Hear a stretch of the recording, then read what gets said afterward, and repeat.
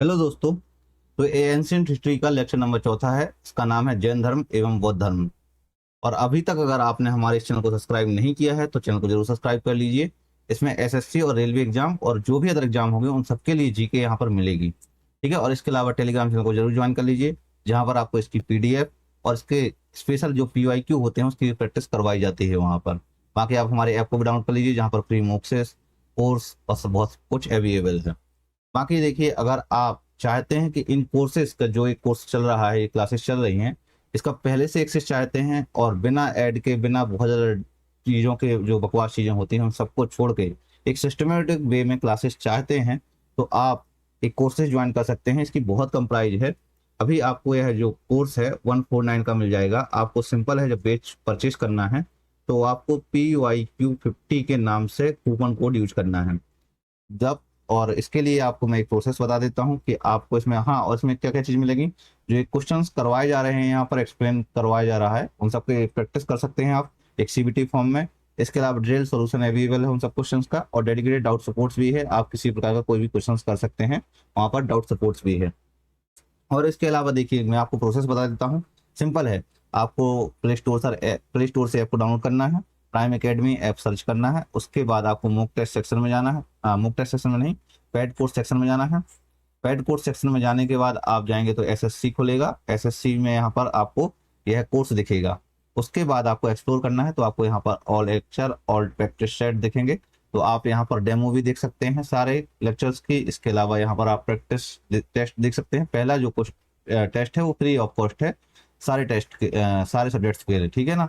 फिर उसके बाद आप बाय नाउ को परचेज करेंगे और फी आप कर सकते हैं। फी आपको मैंने बताया कि 149 का पड़ जाएगा। वहाँ पर आपको कूपन कोड लगाना है PYQ50।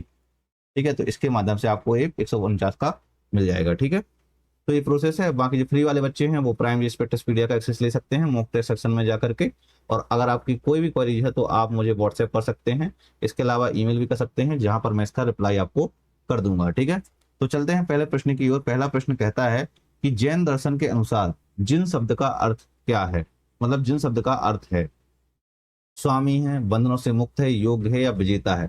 तो देखो, जो जिन शब्द का प्रयोग किया जाता है वो बेसिकली जैन धर्म में किया जाता है। ठीक है। जैन धर्म में महावीर के लिए किया जाता है। तो जिनका जो अर्थ होता है वो होता है विजेता। क्या होता है? विजेता अर्थ होता है। और विजेता का मतलब होता है वह व्यक्ति जिसने अपनी इंद्रियों और मन पर विजय प्राप्त करके ज्ञान और मोक्ष की प्राप्ति की हो। ठीक है। मतलब जिनका मतलब सिंपल सा अर्थ है, मैं यहाँ पर आपको लिख के देता हूँ चीजों को। वह जिसने अपनी इंद्रियों और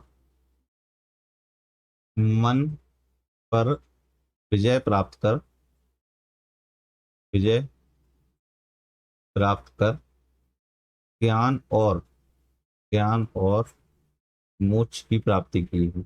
मोक्ष की प्राप्ति की हो। और जैन शब्द का अर्थ है जिनका अनुयायी। ठीक है। इसके अलावा जैन दर्शन में जो है मोक्ष की प्राप्ति के लिए त्रिरत्न आवश्यक होते हैं। त्रिरत्न का मतलब ये है, त्रिरत्न का आपने नाम सुना होगा। तो त्रिरत्न कौन कौन से हैं? त्रिरत्न जिनके माध्यम से आप मोक्ष की प्राप्ति कर सकते हैं। तो पहला आता है सम्यक ज्ञान। सम्यक ज्ञान, इसका मतलब हो गया एक सही ज्ञान आपको पास होना चाहिए, सही ज्ञान होना चाहिए। इसके अलावा आता है सम्यक दर्शन। सम्यक दर्शन, सम्यक दर्शन का मतलब हो गया सही विश्वास होना चाहिए आपके पास। और सम्यक चरित्र, सम्यक चरित्र, इसका मतलब हो गया सही आचरण आपके होने चाहिए। तभी आप मोक्ष की प्राप्ति कर सकते हैं और तभी आपको ज्ञान की प्राप्ति भी हो सकती है। और इसमें देखो, आपको जीवन के 5 सिद्धांत भी अपनाने पड़ेंगे। इसके लिए 5 सिद्धांत भी दिए गए थे। 5 सिद्धांत दिए गए थे। तो 5 सिद्धांत कौन कौन से हैं? सबसे पहला है सत्य। इसको पंचव्रत भी कहा जाता है। 5 सिद्धांतों को पंचव्रत भी कहा जाता है। ठीक है। अगर देखा जाए तो सत्य, अहिंसा, सत्य, अहिंसा, आस्ते। आस्ते मतलब होता है चोरी ना करना। आस्ते, हालांकि राम मंदिर में चोरी हो सकती है, ध्यान रखना कहीं पे चोरी ना हो। ब्रह्मचर्य और अपरिग्रह।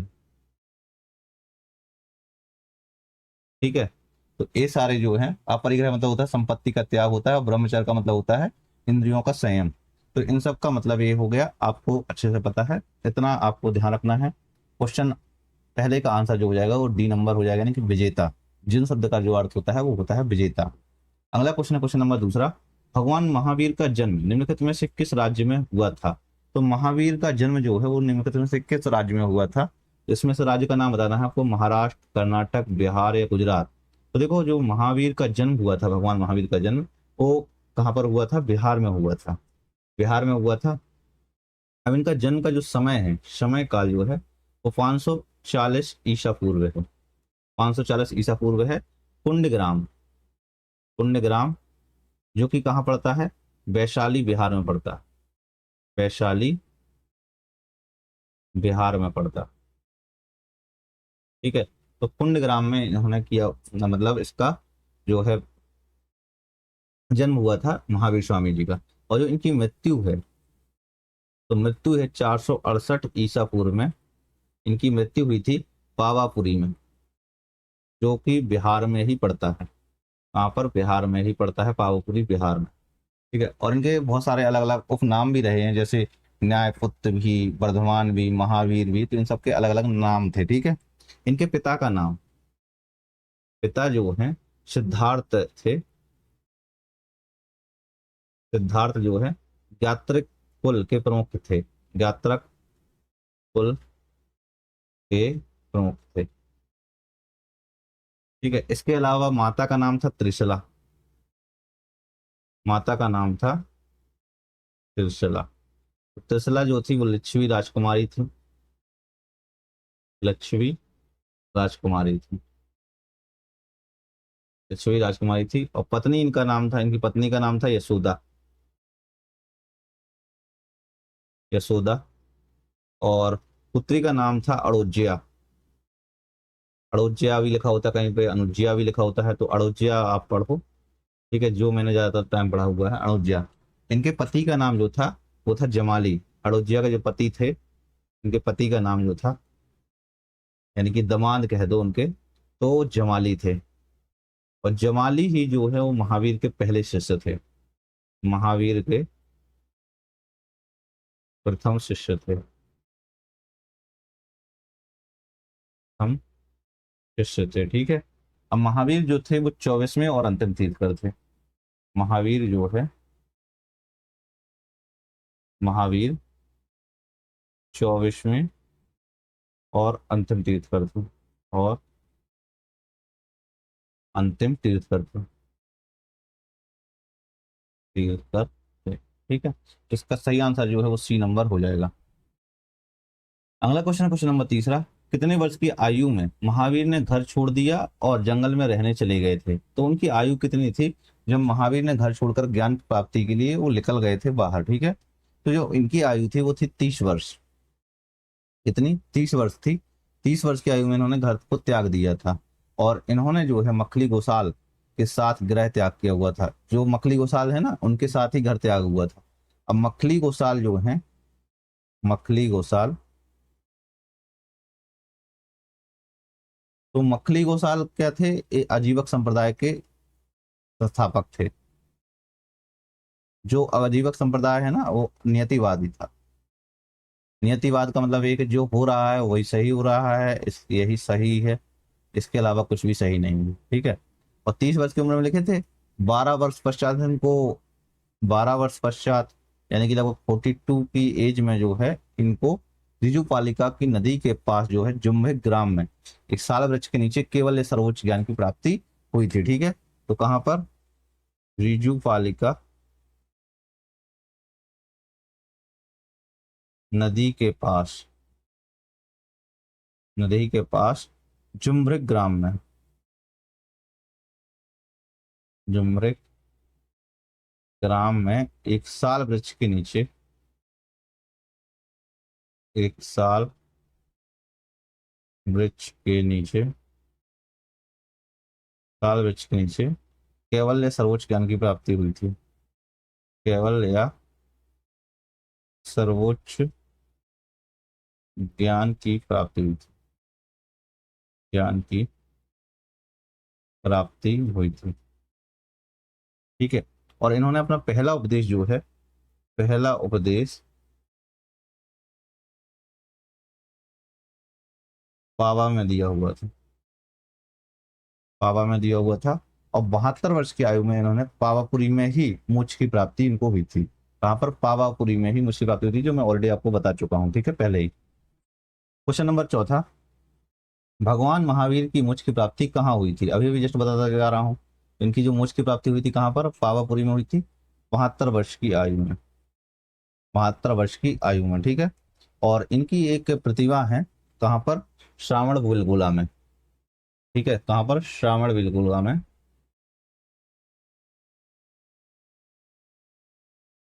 बेलगोला में, जो कि कर्नाटक में पड़ता है,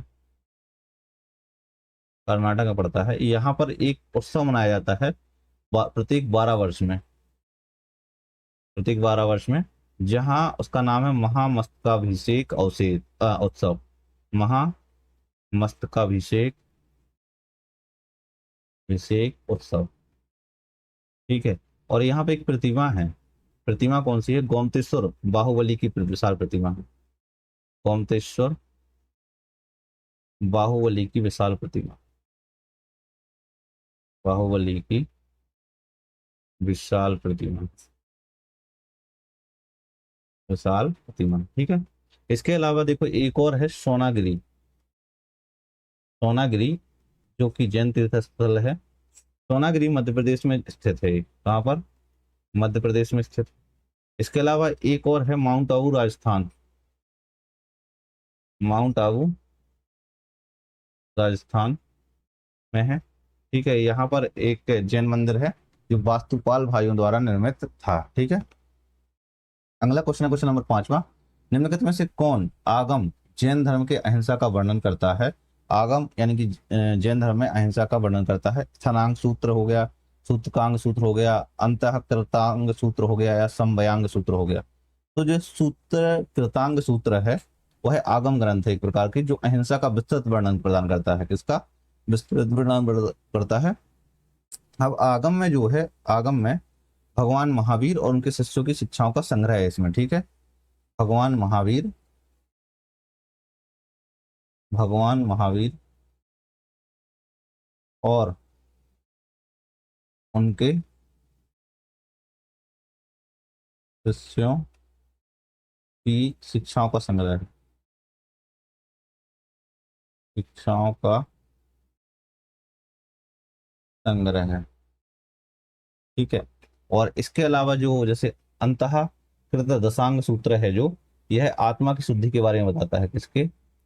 आत्मा की शुद्धि के बारे में बताता है, शुद्धि के बारे में बताता है, ठीक है। इसके अलावा स्थानांग सूत्र है, जो संख्यात्मक सूचियों और वर्गीकरणों के बारे में बताता है, संख्यात्मक सूचियों और सूचियों और वर्गीकरणों से संबंधित है, वर्गीकरणों से संबंधित है, से संबंधित है, ठीक है। इसके अलावा आता है समव्यांग सूत्र आता है। तो समव्यांग सूत्र जो है, इसमें विभिन्न विषयों का संकलन है, ठीक है, विभिन्न अलग अलग विषयों का संकलन, विभिन्न अलग अलग विषयों का संकलन, विषयों का संकलन, ठीक है। तो इन पॉइंट को आपको याद करना है, क्योंकि इसमें से सही आंसर जो है बी नंबर हो जाएगा, सूत्रकृतांग सूत्र।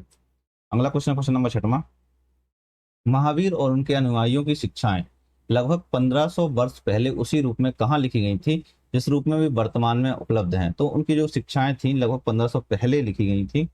अब क्या हुआ था कि जब एक गुजरात में, गुजरात के बल्लभी में क्या हुआ था, लगभग 512 ईस्वी के आसपास एक द्वितीय जैन सभा का आयोजित हुआ था, ठीक है। अब इसी सभा में जो है, जो संकलन था, ग्रंथों का संकलन है, वो हुआ था, जैन ग्रंथों का संकलन था, ठीक है। तो कहाँ पर? गुजरात के बल्लभी में, गुजरात में बल्लभी है, ठीक है। कब हुआ था? 512 ईस्वी में, 512 ईस्वी में दूसरी जैन सभा का आयोजन हुआ था, या दूसरी जैन संगीति का आयोजन हुआ था, दूसरी जैन संगीति का आयोजन हुआ। दूसरी जन संगीति के जो अध्यक्ष थे वो थे देवाधी क्षमा शर्मा। ठीक है, अध्यक्ष जो थे देवाधी क्षमा शर्मा।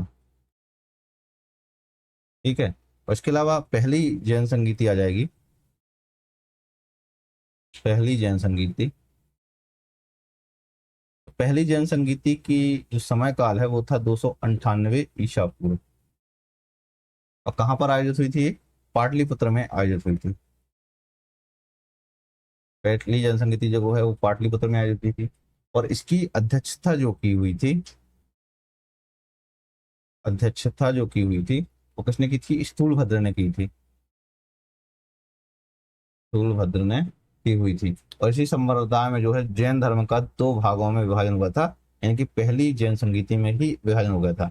दिगंबर जो कि भद्रबाहु के नेतृत्व में था और श्वेतांबर जो कि स्थूलभद्र के नेतृत्व में था। ठीक है, तो क्वेश्चन नंबर 6 का सही आंसर जो है वो बी नंबर हो जाएगा। अगला क्वेश्चन है क्वेश्चन नंबर 7। पट्टदकल में जैन मंदिर किसके द्वारा बनाया गया था? पट्टदकल में जो है जैन का मंदिर किसके द्वारा बनाया गया था? तो देखो, जो पट्टदकल स्थित है वो कर्नाटक में स्थित है। कहाँ पर? ये कर्नाटक में स्थित है, कर्नाटक में स्थित है। अब कर्नाटक में जो जैन मंदिर बनाए गए थे वो राष्ट्रकूटों द्वारा बनाया गया था, तो राष्ट्रकूट वंश के द्वारा बनाया गया था। ठीक है, अब ये जो पट्टदकल है यह एक यूनेस्को विश्व धरोहर स्थल भी है। क्या है? यूनेस्को विश्व धरोहर स्थल भी, विश्व धरोहर स्थल भी है। ठीक है, इसके अलावा अगर कुछ प्रमुख जैन स्थलों की बात करें जो मैं ऑलरेडी बता चुका हूँ, सबसे पहले आ जाता है गोमतेश्वर जो बाहुबली की प्रतिमा है, श्रवण बेलगोला कर्नाटक में है। इसके बाद आता है दिलवाड़ा का जैन मंदिर आता है। कौन सा? दिलवाड़ा का जैन मंदिर जो कि माउंट आबू राजस्थान में ही है। दिलवाड़ा का जैन मंदिर, जैन मंदिर जो कि राजस्थान में है, माउंट आबू राजस्थान में है। इसके अलावा जो कि वास्तुपाल भाई द्वारा निर्मित है। इसके अलावा हाथी गुम्फा, उदयगिरी और खंडगिरी की गुफाएं भी हैं। हाथी गुफा, हाथी गुम्फा, उदयगिरी और खंडगिरी की गुफाएं भी हैं।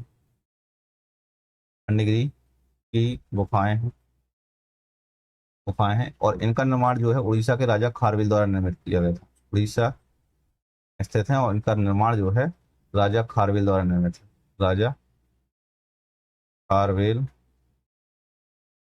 द्वारा निर्मित है,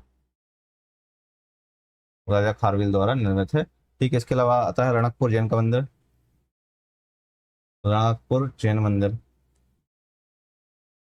जैन मंदिर जो कि ये भी कहाँ पर स्थित है? राजस्थान में स्थित,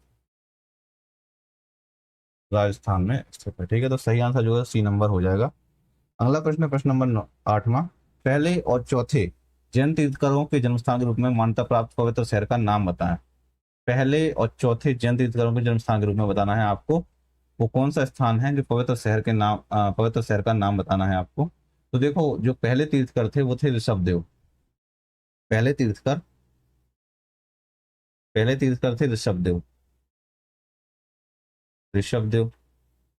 ठीक है, यानी कि आदिनाथ, आदिनाथ। ठीक है, इसके अलावा चौथे जो तीर्थकर थे वो थे अभिनंदन नाथ, अभिनंदन नाथ, अभिनंद नंद नाथ। अभिनंदन नाथ का जन्म स्थान भी यहाँ पर मान्यता प्राप्त है। और इन्हीं का जो है, जो जन्म हुआ था वो कहाँ पर हुआ था? अयोध्या में। माना जाता है कि इन दोनों का जन्म है वो अयोध्या में ही हुआ था। अब जो पहले तीर्थकर हैं ऋषभदेव और आदिनाथ है, इनका प्रतीक जो था वो बैल था। प्रतीक जो है बैल था। ठीक है, इनका प्रतीक जो है वो बैल था। और इनका जो अभिनंदन नाथ, इनका प्रतीक जो था वो बंदर था। ठीक है, बंदर था। तो आपको इनको अच्छे से याद रखना है।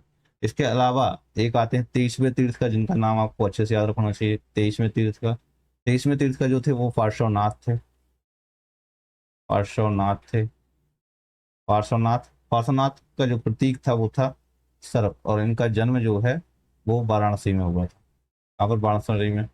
चौथे में तीर्थकर थे वो थे वर्धमान महावीर, वर्धमान महावीर। वर्धमान महावीर का जो प्रतीक चिन्ह था वो था सिंह, सिंह था।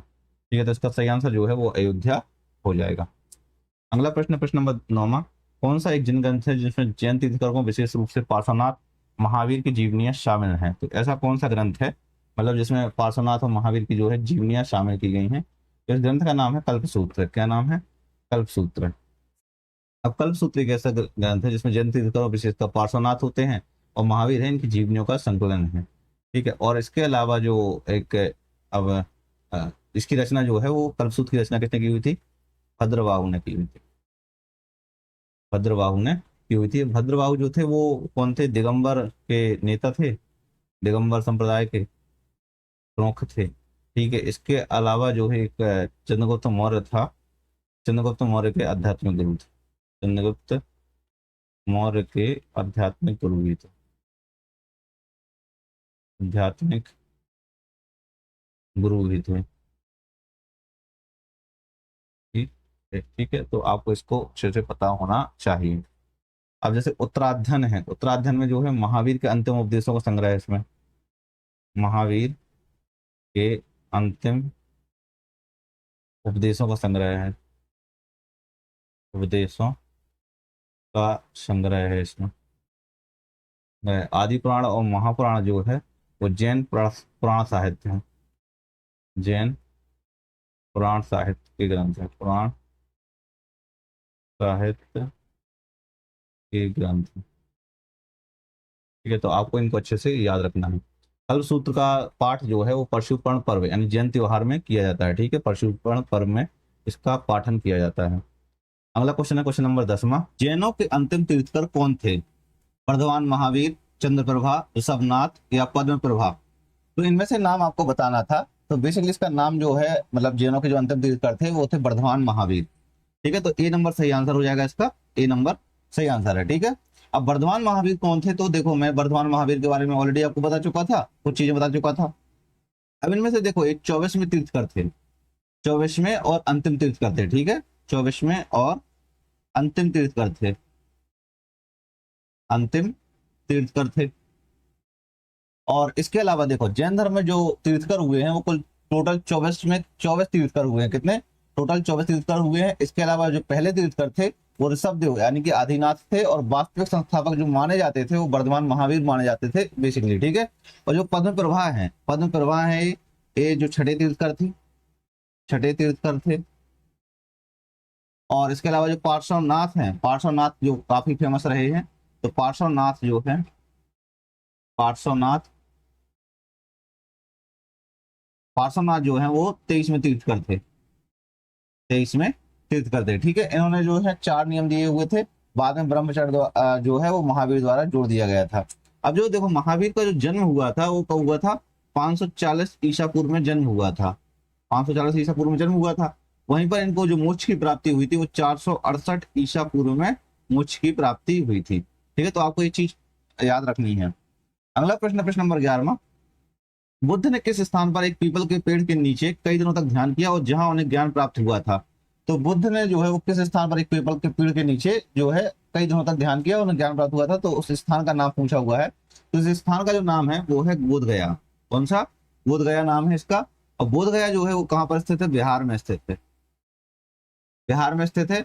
यह जो है निरंजना नदी, निरंजना नदी के पास, नदी के पास एक पीपल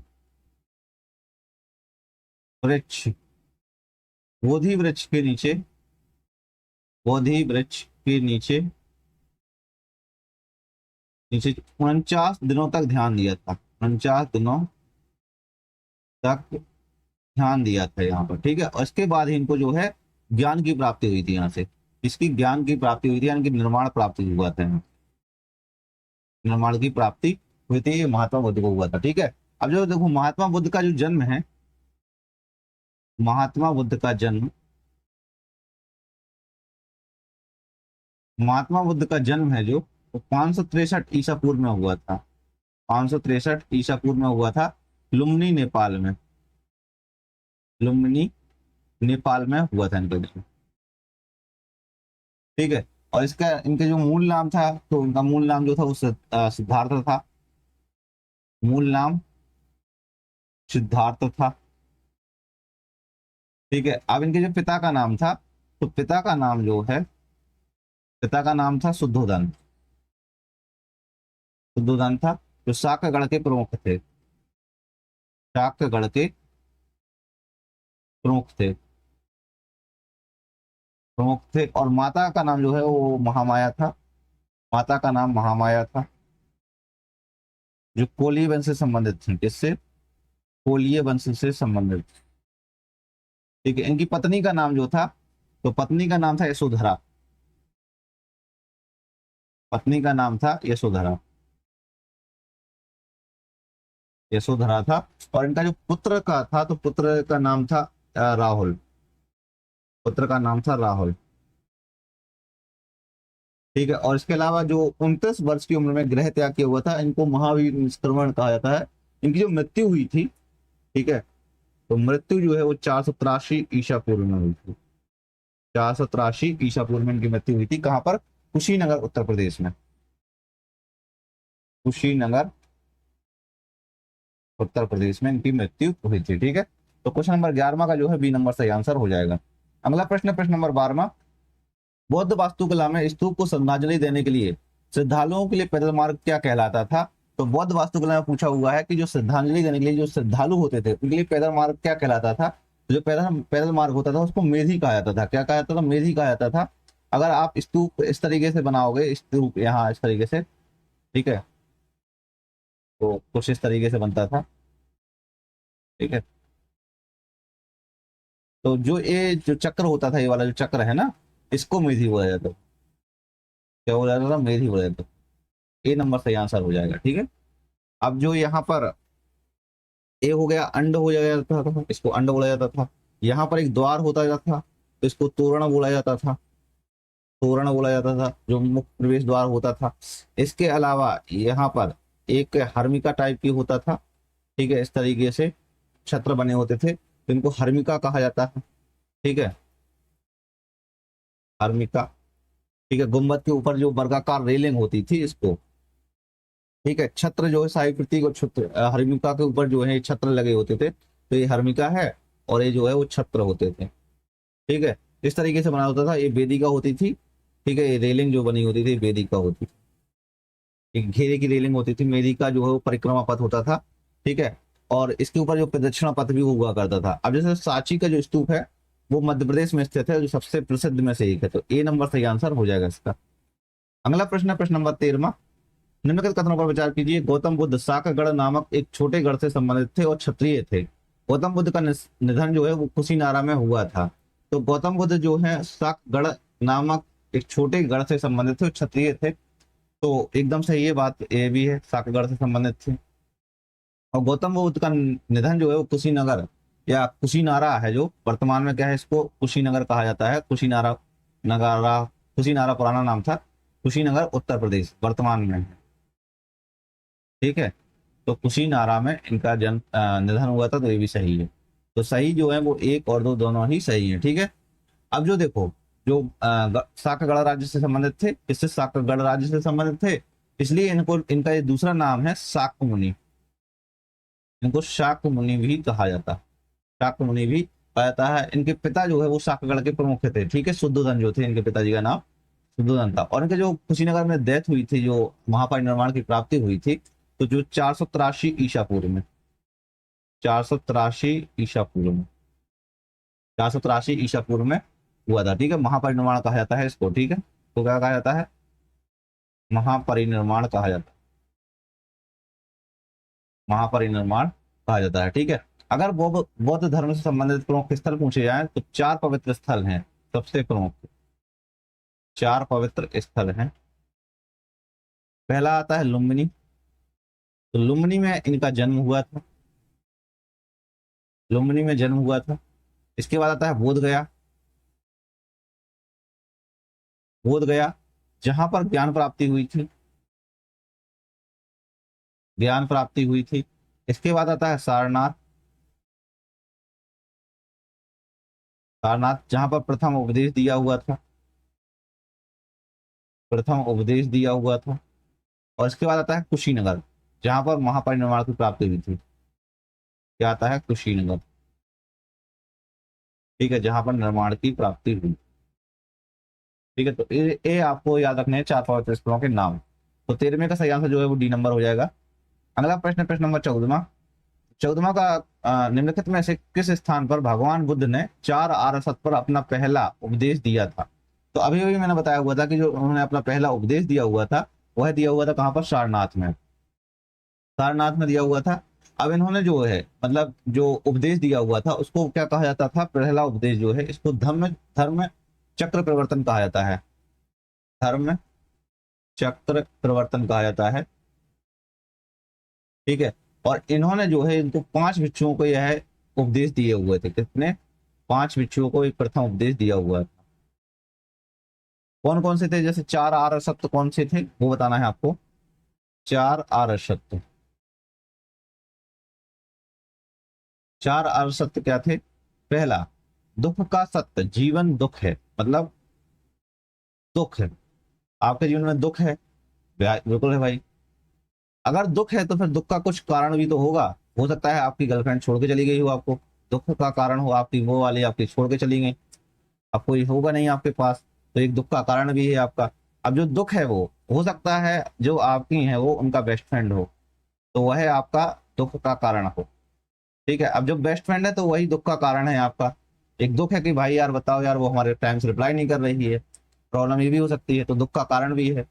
फिर अब दुख का कारण है तो दुख की समाप्ति क्या है? इस बंदे को धक्का दे दो लोहेगढ़ के किले से। ठीक है, तो बेहतर है, दुख की समाप्ति हो जाएगी यहाँ पर। तो दुख है तो दुख की समाप्ति हो सकती है। ठीक है, या निर्माण के जो दुख का समाप्त हो सकता है तो दुख की समाप्ति हो सकती है। ठीक है, अब जब दुख की समाप्ति पॉसिबल है भाई, इसको धक्का दे सकते हो तो उसके लिए एक प्लानिंग होना चाहिए ना आपको। तो आपके पास दुख का मार्ग होना चाहिए, दुख के मार्ग जो समाप्ति का मार्ग है वो आपको पता होना चाहिए। तो समाप्ति का मार्ग पता होना चाहिए आपको, दुख समाप्ति का मार्ग पता होना चाहिए। और दुख समाप्ति का मार्ग जो जाएगा वो कहाँ से होके आएगा? अष्टांगिक मार्ग से होते हुए जाएगा। जो अष्टांगिक मार्ग है वो आपको दुख समाप्ति की ओर लेके जाएंगे। उसमें आपको पता होगा कि लोहगढ़ के किले से फेंकना है या नहीं फेंकना है, कि आपको कौन सा मार्ग अपनाना है, या कोई मध्यम मार्ग है वो अपनाना है आपको। तो जो अष्टांगिक मार्ग है उसी को ही मध्यम मार्ग कहते हैं। वो मैं बताऊंगा आपको कि मध्यम मार्ग से आपसे कैसे बचना है इन सारी चीजों से। ठीक है, तो चौथे का सही आंसर जो है वो डी नंबर हो जाएगा। अगला प्रश्न है प्रश्न नंबर 15वां। ऐसा कहा जाता है कि प्रथम बौद्ध परिषद को किसका संरक्षण प्राप्त था? प्रथम बौद्ध परिषद को किसका संरक्षण प्राप्त था?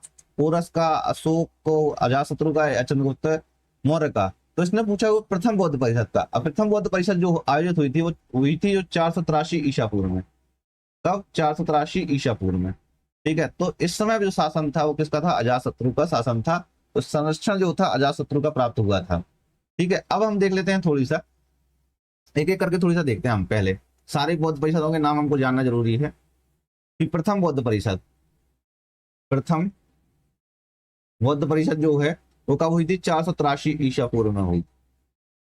483 ईसा पूर्व में। इसकी जो कहाँ पर हुई थी? वो राजगृह बिहार में हुई थी। कहाँ पर? राजगृह बिहार में हुई थी।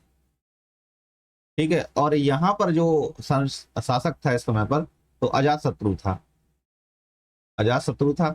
और इसकी जो अध्यक्षता की हुई थी वो किसने की हुई थी? महाकश्यप ने की हुई थी।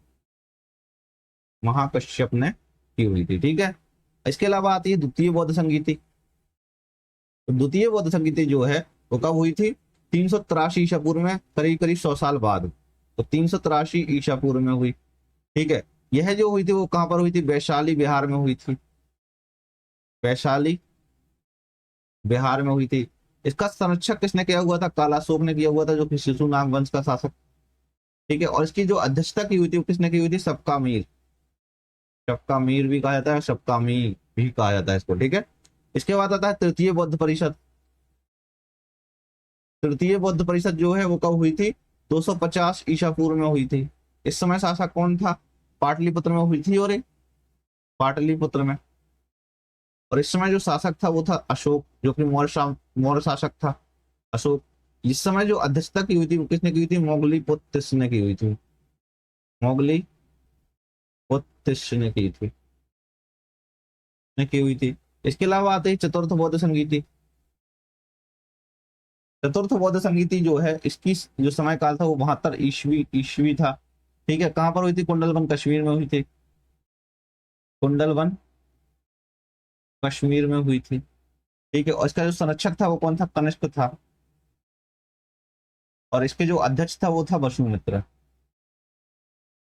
वसुमित्र इसका अध्यक्ष था। ठीक है, तो 15 नंबर का जो है सी नंबर सही आंसर हो जाएगा।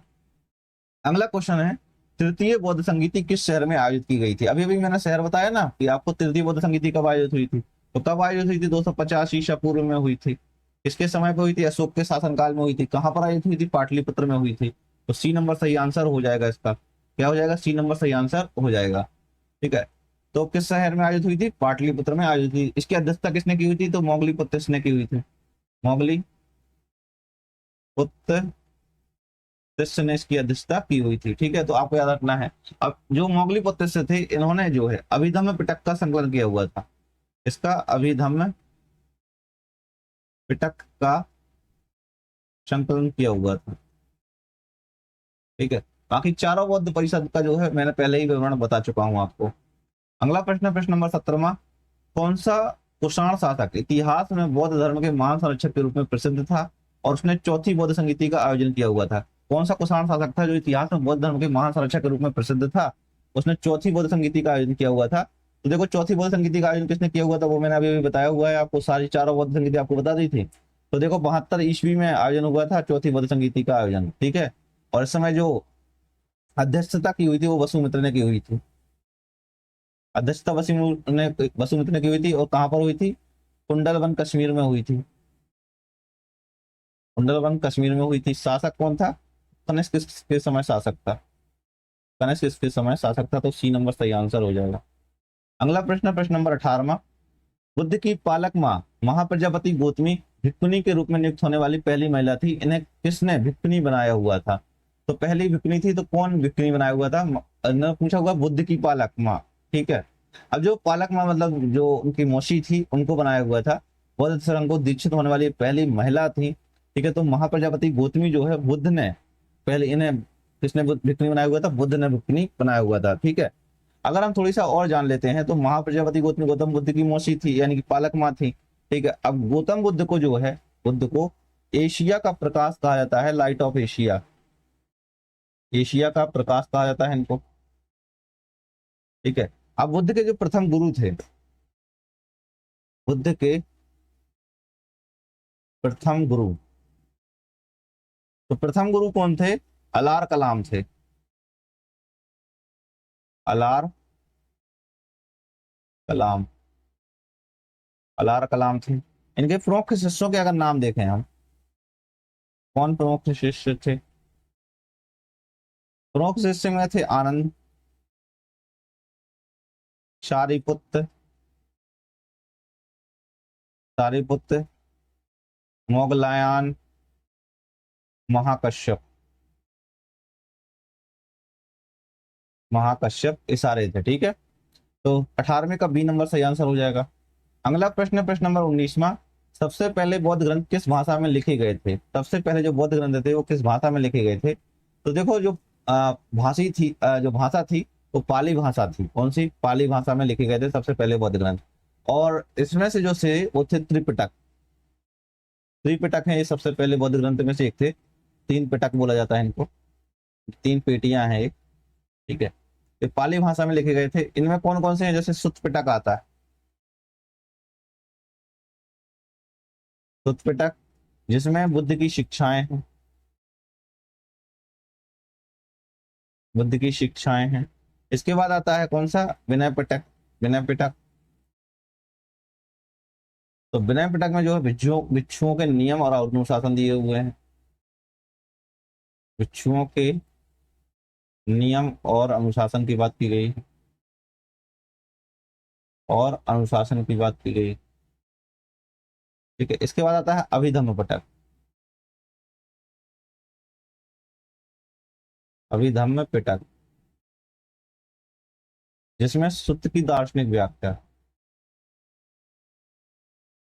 सुत्त की दार्शनिक व्याख्या है। ठीक है, तो और हीनयान संप्रदाय था उसकी भाषा भी पाली थी, और जो इसके बाद जो और संप्रदाय थे जैसे महायान संप्रदाय था उसकी भाषा संस्कृत थी। जो महायान संप्रदाय है, महायान संप्रदाय था उसकी भाषा कौन सी थी? संस्कृत थी। संस्कृत इसकी भाषा थी, ठीक है। अश्व घोष ने जो है एक ग्रंथ लिखा हुआ था बुद्ध चरित, जो कि संस्कृत में लिखा हुआ था, किसने? अश्व घोष ने। अश्व घोष ने एक ग्रंथ लिखा हुआ था बुद्ध चरित, यह संस्कृत में था। अगला प्रश्न, प्रश्न नंबर 20वां, निम्नलिखित में से कौन सा स्थान अर्धगोलाकार गुंबद संचरित स्मारक के लिए प्रसिद्ध है? तो कौन सा अर्धगोलाकार गुंबद है जो किसके लिए प्रसिद्ध है? संचरित स्मारक के लिए प्रसिद्ध है। तो यह जो गुंबद है संचरित स्तूप के लिए प्रसिद्ध है, कौन सा है? सांची। सांची का स्तूप है जो इसके लिए प्रसिद्ध है, तो ए नंबर सही हो जाएगा। अब जो सांची का स्तूप का जो निर्माण किया हुआ था 3री सदी ईसा पूर्व में हुआ था। 3री सदी ईसा पूर्व में किसने किया हुआ था? अशोक ने किया हुआ था, जो कि मौर्य साम्राज्य, मौर्य शासक था, ठीक है। अशोक ने करवाया हुआ था। बाद में इस पर जो है शुंग वंश का शासक था जो पुष्यमित्र शुंग था, तो उसने इस पर बलुआ पत्थर की नक्काशी करवाई थी। और इसकी जो खोज हुई थी वो कब हुई थी? 1818 में हेनरी टेलर द्वारा खोजा गया था। हेनरी टेलर द्वारा खोजा गया, टेलर द्वारा खोजा गया, ठीक है। और सांची के स्तूप में जो है 4 तोरण द्वार हैं टोटल के टोटल, ठीक है। अगला क्वेश्चन है क्वेश्चन नंबर 21वां, निम्नलिखित में से कौन सा भारत का सबसे बड़ा स्तूप है? तो सबसे बड़ा स्तूप बताना है आपको। इनमें सारे स्तूपों के नाम लिखे हुए हैं, केसरिया स्तूप, शांति स्तूप, सांची स्तूप या महास्तूप। तो देखो जो केसरिया स्तूप है ये भारत का सबसे बड़ा स्तूप में से एक है, केसरिया स्तूप, ठीक है। अब यह जो स्तूप है केसरिया स्तूप जो है वो कहाँ पर स्थित है? बिहार में स्थित है, ठीक है। और इसे जो है कॉलिन मैकेंजी ने खोजा हुआ था, ठीक है। और उसकी जो खुदाई करवाई हुई थी तो एक खोजा हुआ था, ठीक है। और इसकी जो खुदाई करवाई हुई थी वो किसने करवाई हुई थी? के मोहम्मद ने, के मोहम्मद ने करवाई थी। और शांति स्तूप का जो रंग है वो सफेद है, ये कहाँ पे स्थित है? लद्दाख में स्थित है। यह जो शांति स्तूप है कहाँ पर स्थित है? लद्दाख में स्थित, लद्दाख में स्थित है, ठीक है। और जो जापान के सहयोग से बनाया गया था, ठीक है, ध्यान रखना है यहाँ पर इसको। अब जो सांची का स्तूप है कहाँ पर है? एमपी में है, मध्य प्रदेश में है, ठीक है। और धमेक स्तूप एक है, धमेक स्तूप, धमेक स्तूप कहाँ पे है? सारनाथ वाराणसी में, सारनाथ वाराणसी, सारनाथ वाराणसी में है। और इसके अलावा आता है रामभर स्तूप, रामभर स्तूप, रामभर स्तूप कहाँ पर है? कुशीनगर उत्तर प्रदेश में, कुशीनगर उत्तर प्रदेश में। अगला प्रश्न है प्रश्न नंबर 22वां, बौद्ध काल का सबसे प्राचीन स्तूप कौन सा है? तो सबसे प्राचीन स्तूप बताना है कौन सा है। तो इनमें से जो सबसे प्राचीन स्तूप है वो लगभग 3री सदी ईसा पूर्व का है। कौन सा है? सांची का स्तूप है। और सांची का स्तूप किसने बनवाया हुआ था? सम्राट अशोक के द्वारा बनवाया हुआ था, जो कि मौर्य शासक था। और यह कहाँ पर स्थित है? मध्य प्रदेश में स्थित है, मध्य प्रदेश के सांची में स्थित है, ठीक है। अगला प्रश्न, प्रश्न नंबर 23, भारत के सबसे प्रमुख बौद्ध संरचनाओं में से एक सारनाथ में किस स्तूप का निर्माण महान मौर्य राजा अशोक द्वारा किया गया था? तो किस स्तूप का निर्माण जो है सारनाथ में, जो है किस सारनाथ में करवाया गया हुआ था? तो देखो सारनाथ में जो था निर्माण करवाया था, सारनाथ में कौन सा? धमेक स्तूप स्थित है। कौन सा? धमेक स्तूप स्थित है। यहाँ पर अपना सारनाथ में पहला उपदेश दिया हुआ था जिसको धम्म चक्र परिवर्तन भी कहा जाता है, ठीक है। धौली जो स्तूप है वो कहाँ पर? उड़ीसा में स्थित है, उड़ीसा में स्थित है, जहां पर कलिंग युद्ध हुआ था, ठीक है। और ललितगढ़ स्तूप जो है वो भी उड़ीसा में स्थित, ठीक है। भरत स्तूप मध्य प्रदेश सतना में स्थित है, मध्य प्रदेश सतना में स्थित है। और यह जो है वो उत्तर प्रदेश में स्थित है। अगला प्रश्न है प्रश्न नंबर 24, निम्नलिखित में से किसने बुद्ध की जीवनी बुद्ध चरित लिखी हुई थी? अभी भी मैंने बताया हुआ था, जो बुद्ध चरित लिखी हुई थी वो अश्वघोष ने लिखी हुई थी, ठीक है। अश्वघोष जो थे वो कनिष्क के दरबारी कवि थे। कहाँ के? कनिष्क के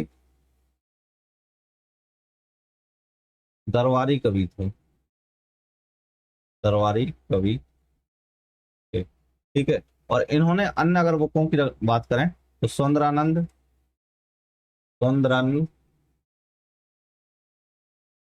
और इसके अलावा सारीपुत्र प्रकरण, सारीपुत्र प्रकरण की रचना की हुई थी। ठीक है।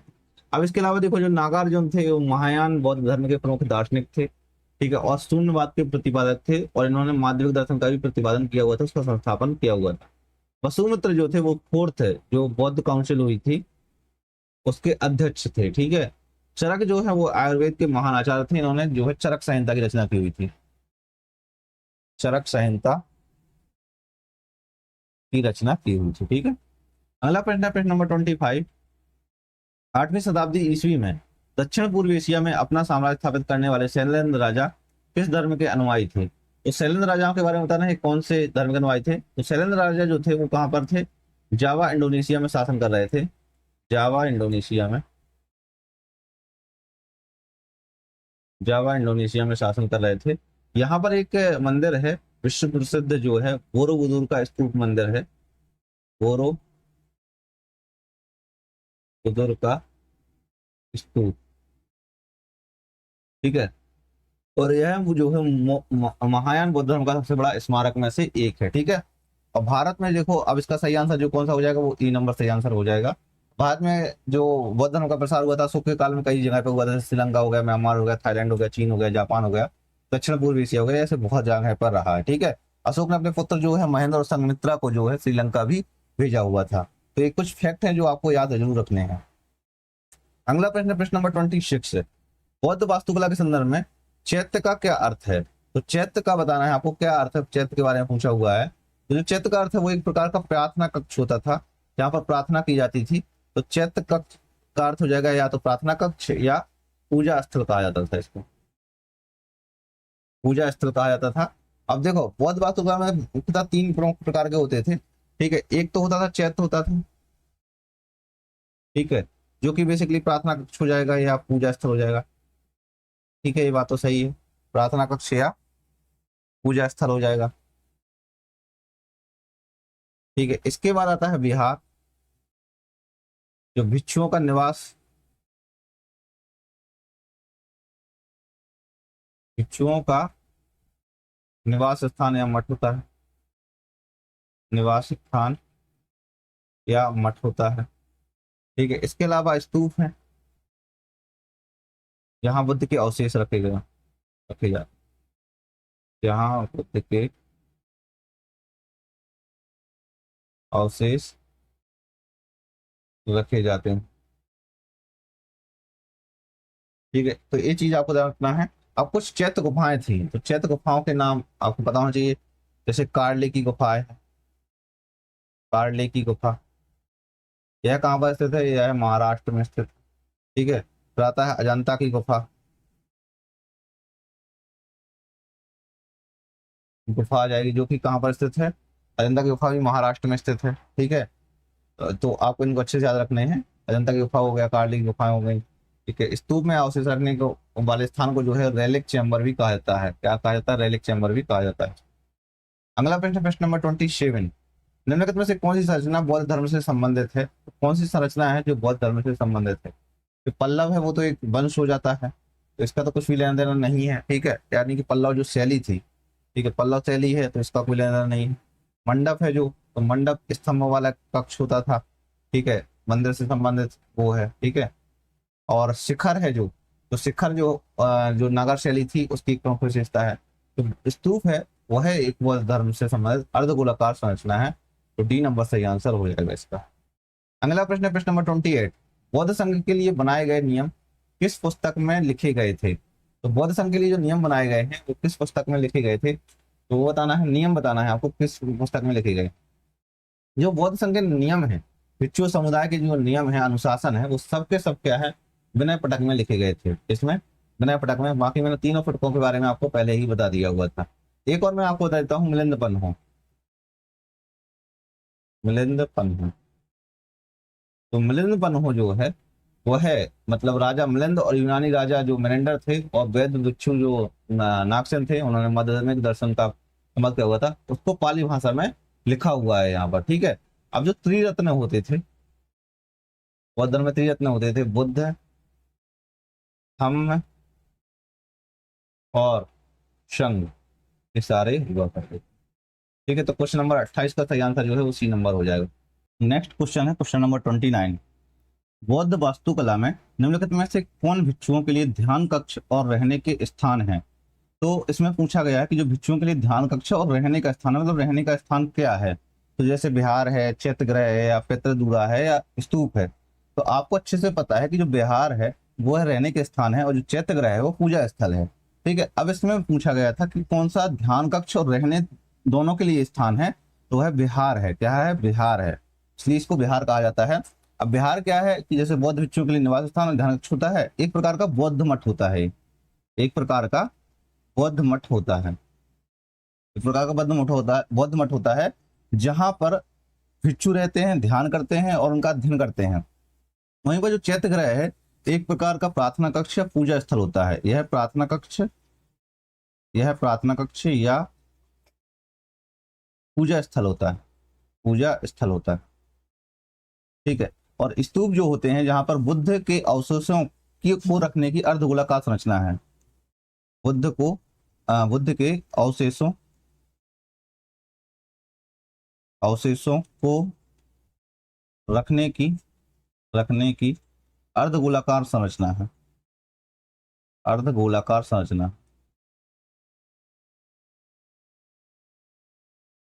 अर्ध संरचना है। ठीक है, वहीं पर जो पितृदूरा है, मुगल काल की एक प्रकार की सजावटी कला होती थी, जहां पर जो पत्थर है, पत्थर में रंगीन पत्थरों की जड़ाई की जाती थी। जो पत्थर होते थे उनमें, उन्हीं में ही रंगीन पत्थरों की जड़ाई की जाती थी, जैसे कि ताजमहल में यूज हुई है। ठीक है, इस प्रकार से उसको कह सकते हैं, पितृदूरा है जो।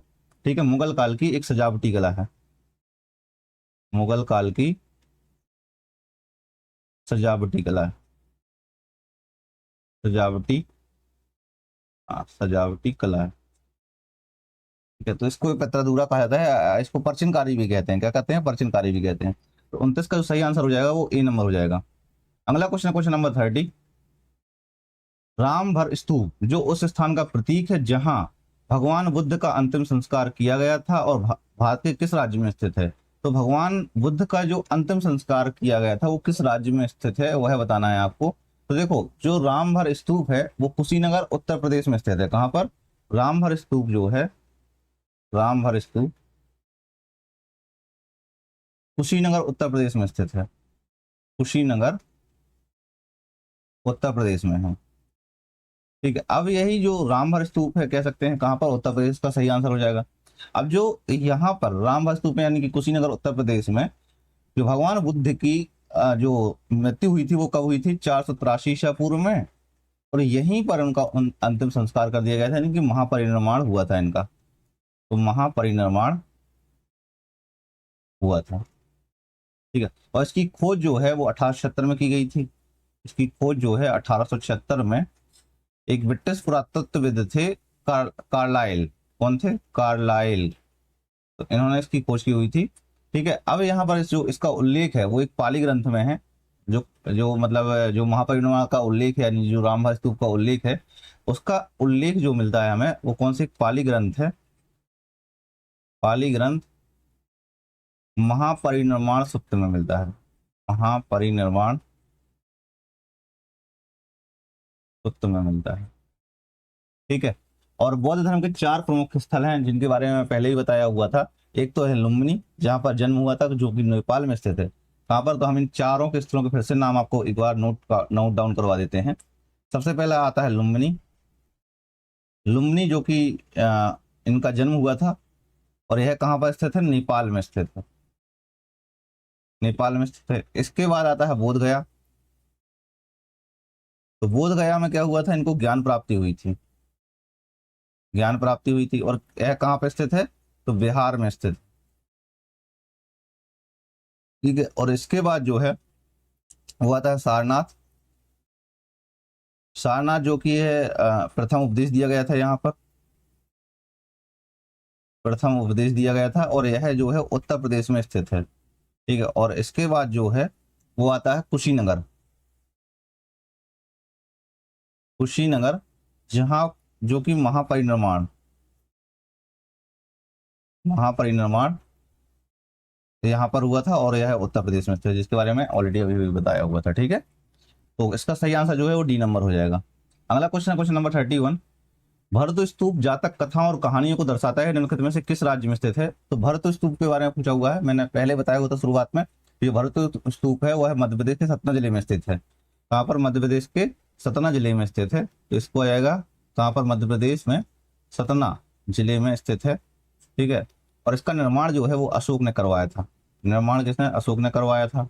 और इसका जो विस्तार है, का विस्तार शुंग वंश ने में हुआ था, शुंग वंश में हुआ था।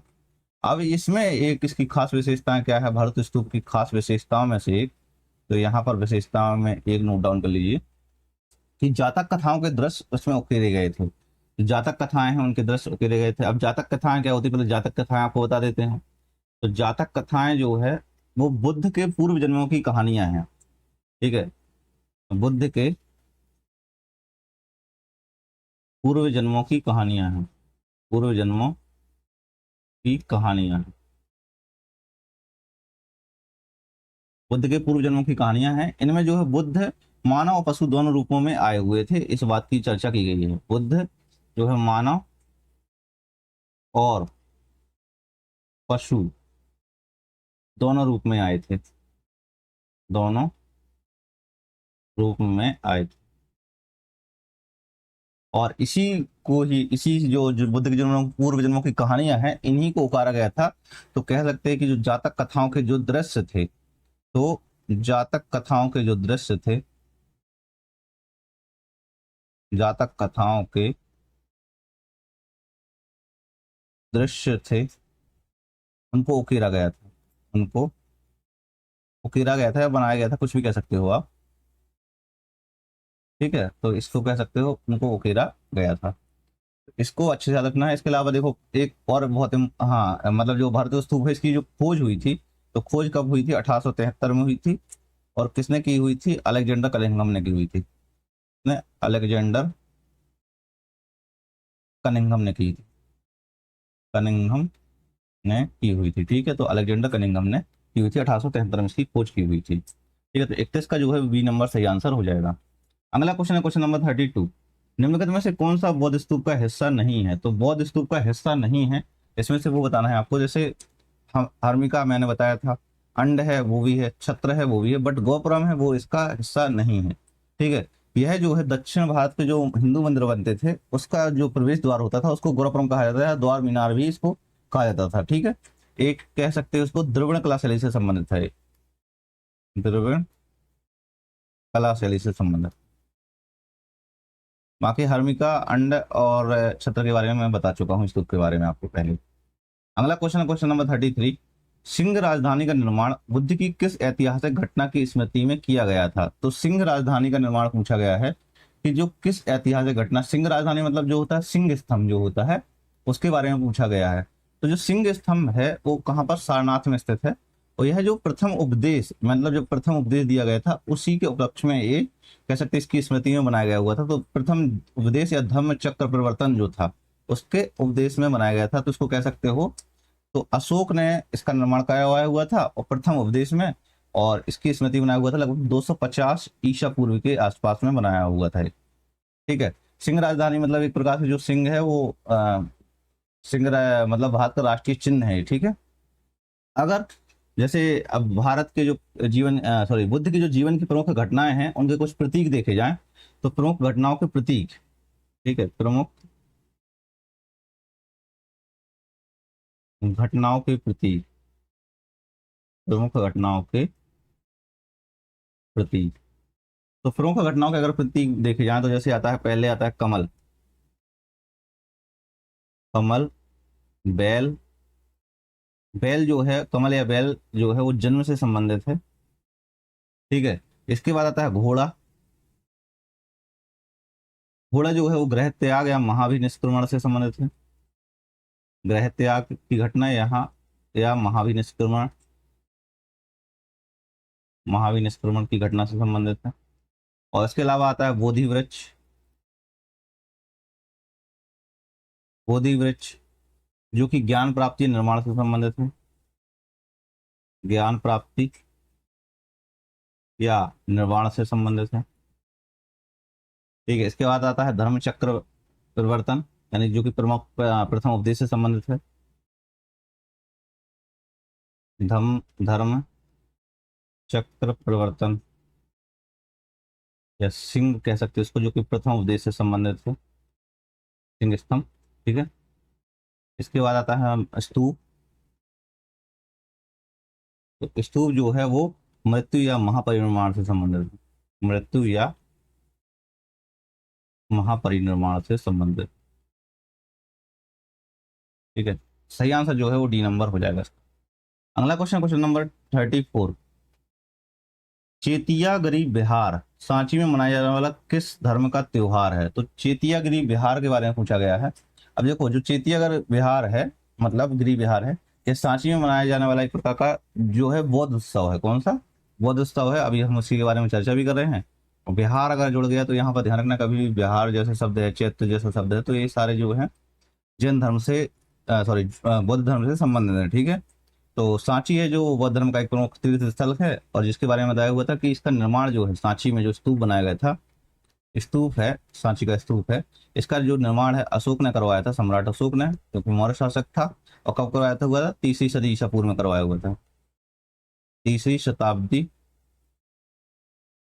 तीसरी शताब्दी ईसा पूर्व में करवाया हुआ था। ठीक है, उसकी जो खोज हुई थी वो 1818 में हेनरी जनरल हेनरी टेलर द्वारा खोजा गया था। इसको जनरल हेनरी टेलर द्वारा खोजा गया, टेलर ने इसको खोजा हुआ था।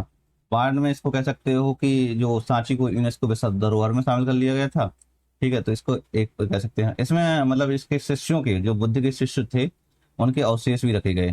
कौन कौन से शिष्य थे उनके नाम आपको जाना जरूरी है, जैसे सारीपुत्र है और मुगलान।